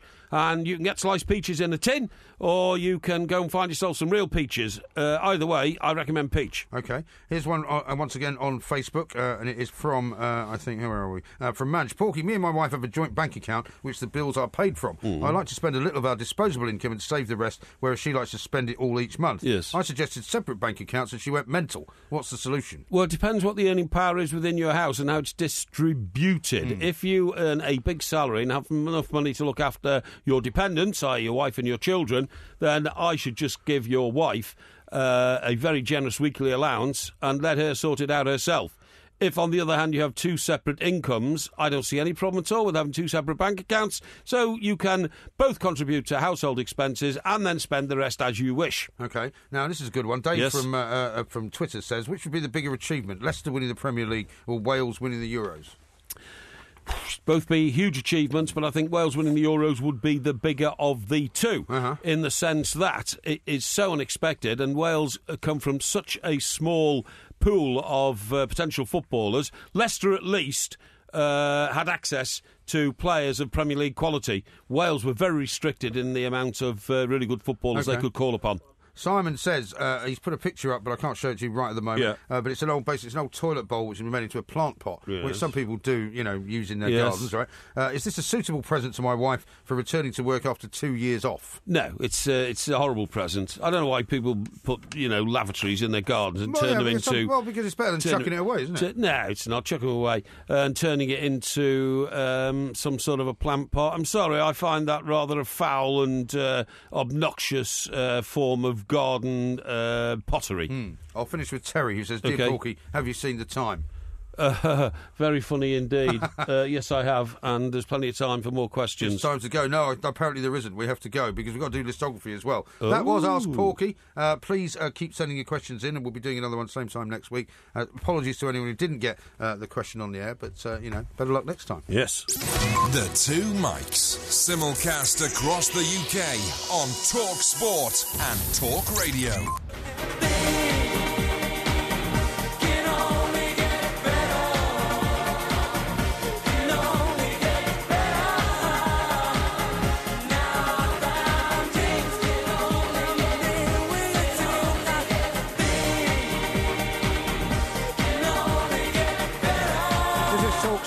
We are the Two Mics. We will, before the end of the show, come up with a Porky quiz, hopefully, for Thursday night. Okay. Right now, though, we have to do listography. Indeed. Which is, of course, our version of three things that people have suggested that we talk about. Yes. Tonight, it's jobs, rather like Jose Mourinho, although, to be honest, you have to say, when Jose Mourinho left Chelsea the second time, they were in much worse shape than they were when he joined them. Yeah, they were, But our task tonight is three jobs that you had that you left in better shape than when you joined. Right. I'm sort of struggling to know if I can come up with three. Actually, right, really? But I think of three jobs you've had, and then well, that's what I'm doing. I'm not struggling with the concept. Okay. Plank. Yeah. I'm struggling with the idea that after I've left, they were always in worse shape because I'd gone. You see what I mean? Yes. Okay. But I would say for my first one, the Scottish Daily Mirror, which I edited for I guess about 3.5, 4 years, something like that. Yeah. There was definitely in better shape when I left it than when I joined it. However, but then they closed it down, didn't they? Well, they did because unfortunately, what they decided to do,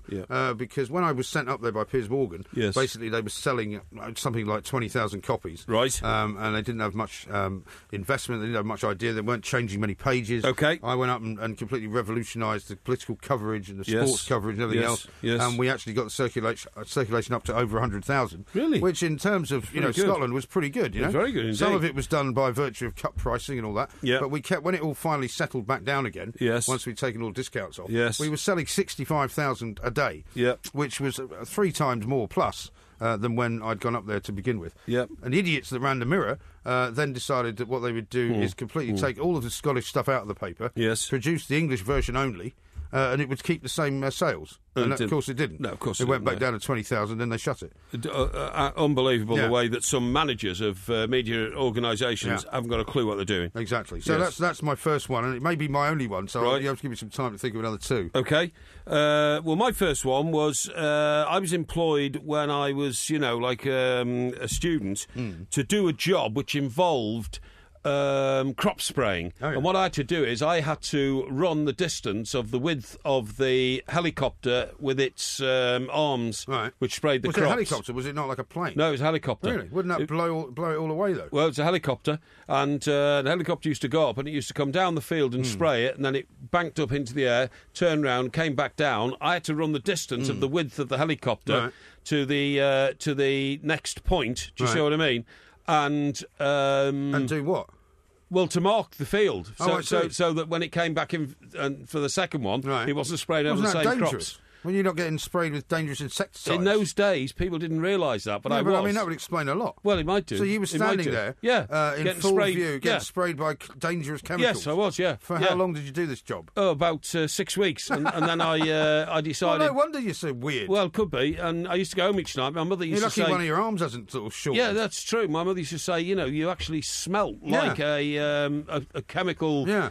That can't have been good for you. Fertiliser, waste type person. I had to go and jump in the bath every night when I got home because we didn't even have a shower in those days. Right. And anyway, I gave them several pointers on how to improve things. And definitely the job was better when I finished than it was when I started. Okay. The only one I can think of next is when I went to Bath University. Right. And they used to have a student newspaper there called Spike. Spike? Which was very, very badly put together, kind of A4 sort of few sheets kind of stapled together. Right. Once again, I became the editor and I decided to revolutionise it, right? And so I turned it into a tabloid newspaper. Yes. In terms of an actual tabloid size. Yes. Took it to a new printers in Bristol. It's very interesting. Managed to get more money out of the student union for producing it. And made it, of course, into a much more shall we say, in-your-face type publication. Readable. So instead of being of being a sort of a digest of what was going on and reports from the football and all that, I turned it into a kind of a sort of a tabloid version of somewhere between the Sun and the Daily Mail, I suppose. And this sort of stimulated your first journalistic instincts. It did, yeah. But at the same time, made it a better product. But it made it a much better product. And so when I left, they kept it like that. Yes. And I don't know what it's like now, but it was definitely better when I left than when I got there. Good. That's very interesting indeed. And my second job that I made better would be the Newcastle Evening Chronicle. I went up there, right? That was my first job on an evening paper. And I got up there, and in the first 6 months, we had about, I would say, 20 days off on strike. They were always on strike. It was either the printers or who were the guys in between in those days? The typesetters. Oh, the NGA guys, yeah. It was either the printers, the typesetters, the van drivers. Somebody was always on strike and used to come into work. It was appalling. He used to come into work and you'd be told, we're not working today, fellas. Why not? Well, the NUJ are out in sympathy with the van drivers. Oh, the NUJ are out in sympathy with the typographical union. Right. The NUJ are out with the printers. And we'd sit around literally sit around in the newsroom all day playing cards. Right. And, people would come in and say, I've just heard that the circulation's dropped 5%. What an idiotic, way of life. Yeah. If your circulation drops while you're on strike, it's still dropped when you go back to work, you fool. It doesn't come back, know, and your paper closes down. And I went to see the editor, a guy called Jeff Bayliss, and I said, Mr. Bayliss, thank you very much for giving me the opportunity to come here. My first job was on the evening newspaper. I said, however, I've applied for and got a job on the Birmingham Evening Mail, and I'm leaving next week. I hope you'll let me go. I can't stand working here because nobody ever works anymore. Right. And he said, Mike, I don't blame you at all. Actually, I'm going as well. Right. So that was much better when I left. Yes, I'm sure it was. Yes. My only other one I can think of really is Night and Day magazine. I was hired as a sort of consultant. Just before they started to launch Night and Day magazine. Now, this is not, of course, our famous paper of a few weeks ago not the that New closed Day. down. No, this was the old... Let's make that... It sounds the same. No, and this was Night and Day, and it was the Mail on Sundays magazine. Right. Which is now called Live, I think. Yes. And when I was brought in, it was being run by a lot of sort of very arty types who didn't really know one end of their production unit from the other. Yes. And I managed to discover that in all the money that they'd put into this magazine, and in all of the research that they had done, nobody had actually asked a question to the printers of how it was going to be printed, because what they wanted to do, you know how there's there's 11 different TV regions. Yes. There's different colours when you're producing coloured newspaper. Of course, newsprint. And if they'd wanted to print the magazine the way they wanted to print it, it would have taken 7 days to print. Okay. Because they've had to make so many colour changes. And I went and discovered that this actually couldn't be done. Right. And so saved them not only a fortune, but saved them from an awful lot of embarrassment. And when I left, they realised that was why nobody else does full colour TV listings all the time. Is that right? Because it can't be done. Yeah. It takes too long. Yeah, well, I suppose it does, yeah. Right. Well, that's shut down now as well, though. Right, the third job that I improved was, without a shadow of a doubt, let me see. It was when I was newspaper boy, because I developed the system of taking 2 sets of papers out at once, one on the back of my bike, one on the front of my bike. Crushed your spine, you told me. Well, it might have done, but I became super newspaper boy deliverer. Yeah. Okay. Very good. Yeah. Well, I think that was. What about your third? That was my third, wasn't it? Night and Day, the student newspaper, and the Scottish Mirror. Oh, okay, fine. Right, done. Yeah. Right, now, coming up, you're going to have to give me a very quick series of suggestions for the Porky quiz. I've got it. Right after this. I've got it. Today you and I are not the same. You say you like the sun, I like the rain. So before we go do it all again, you better catch your own train. This is Talk Sport. We are the two Mikes, and some people occasionally ask this question. If you're looking for the music that we play on this show, you can go to Spotify and look for the Two Mikes playlist, which was put up there by one of our listeners, and listen to it when we're not on, if you so wish. Okay. Now, you've got some ideas for the Porky quiz, you said? Well, I've got a good one here. Go on. George W. Bush, the second Bush family member to become President of the United States of America. As opposed to T. Bush. Absolutely. Is 70 today. George W. Yeah. So I thought we'd have a quiz on the Bush presidencies, plural. What, both of them? Yes. Oh, okay. Interesting, because, of course, the Chilcot report's out at 11 o'clock this morning. It is, yeah. So that's quite prescient of you. Yes, it is, indeed. How about this from Lord Rallo? Yeah. He says, hey, MG, you forgot to mention improving Talk Sport. without you, Porky would be reading from his journals for 3 hours. Yeah, but that's absolutely true. Harsh. Yeah, it would be. Yeah, could be. Well, we could also. I think it would be too. It would be less than modest of us to say we'd improve TalkSport. TalkSport's always been good. Yes, it's always been good. Yeah, been good from the start. But as I was one of the ones who started it, that's another reason why it's good. So I'll let you know that it's both Presidents Bush then. Yes, President it is. Bush. I don't know. How do you refer to a brace of bushes? In terms of two presidents. Well, I think you can say the President's Bush. The President's Bush. Yeah, I suppose that's President's right, plural Bush. The President's Bush. Now, you wouldn't want to get that involved in a conversation about Hillary, really, would you? Well, do you have to bring it down to its basis form every time? No, it just occurred to me that the President's Bush is not a very good thing to say. I think that is despicable, honestly. I'm sorry. I mean, that you might not even be the president. Honestly, that is the mind warp of a delinquent. That is a juvenile. Really? Well, it was your phrase, not mine. I tell you what I thought was quite an interesting story. Yeah. And I mean, I think this is mildly funny, although people say, how cruel can you be? Because it involves a guy dying. But a Tory... yeah. How can you find people dying funny, though? Well, because, listen, you will know what I'm saying. Yeah. A Tory high flyer was found dead in bed by his fiancée after taking heroin. George Askew was a regional director for the Vote Leave campaign. Unbeknown to his political allies, he would smoke heroin, snort cocaine, take horse tranquilizer ketamine. He also was a virtual alcoholic. He drank very heavily. Now, I'm sorry, but if you go around... He had a lot of problems, this guy. Well, if you go around doing that... I mean, for instance, he'd gone to bed on February the 12th after drinking nearly a bottle of wine and some beer, and if you're then pumping ketamine into your body, heroin, and God knows what else, I'm afraid you are going to die. Yeah. And that should be a warning to everybody else. It certainly should be a warning to everybody else. Absolutely right. This is TalkSport. We are the two mics. Look at the light! Don't forget to come back tomorrow for another sparkling, as fizzy as a bottle of champagne podcast from the two mics. Well, listen, what I'm going to do is, I thought I'd tell you about this, because as soon as I've got it growing, because I'm going to have a big tub in the garden growing the tea tree bush. Right.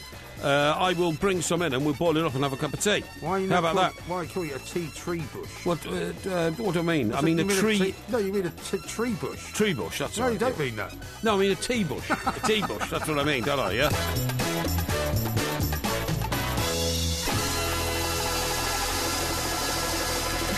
Is your shirt 100% cotton? I think it is, yeah. Where's it from, this shirt? It's from, the Italian? It might be. It's from a reputable shirt maker, put it that way, yeah. Reputable? Yeah. Now, what's the definition of a disreputable shirt maker? Well, somebody who makes disreputable shirts. If you love the Two Mics podcast, you'll love the live show. Weekday overnights from 1am on DAB Digital Radio and 1089 and 1053 AM and via the TalkSport app. TalkSport, your Premier League station with exclusive commentaries every weekend. What an absolute corker! TalkSport. If the Empire State Building suddenly came into... the orbit of Jupiter. Yeah, that's right. Yeah, it would that just could happen. It would crumble to dust and that sort of thing,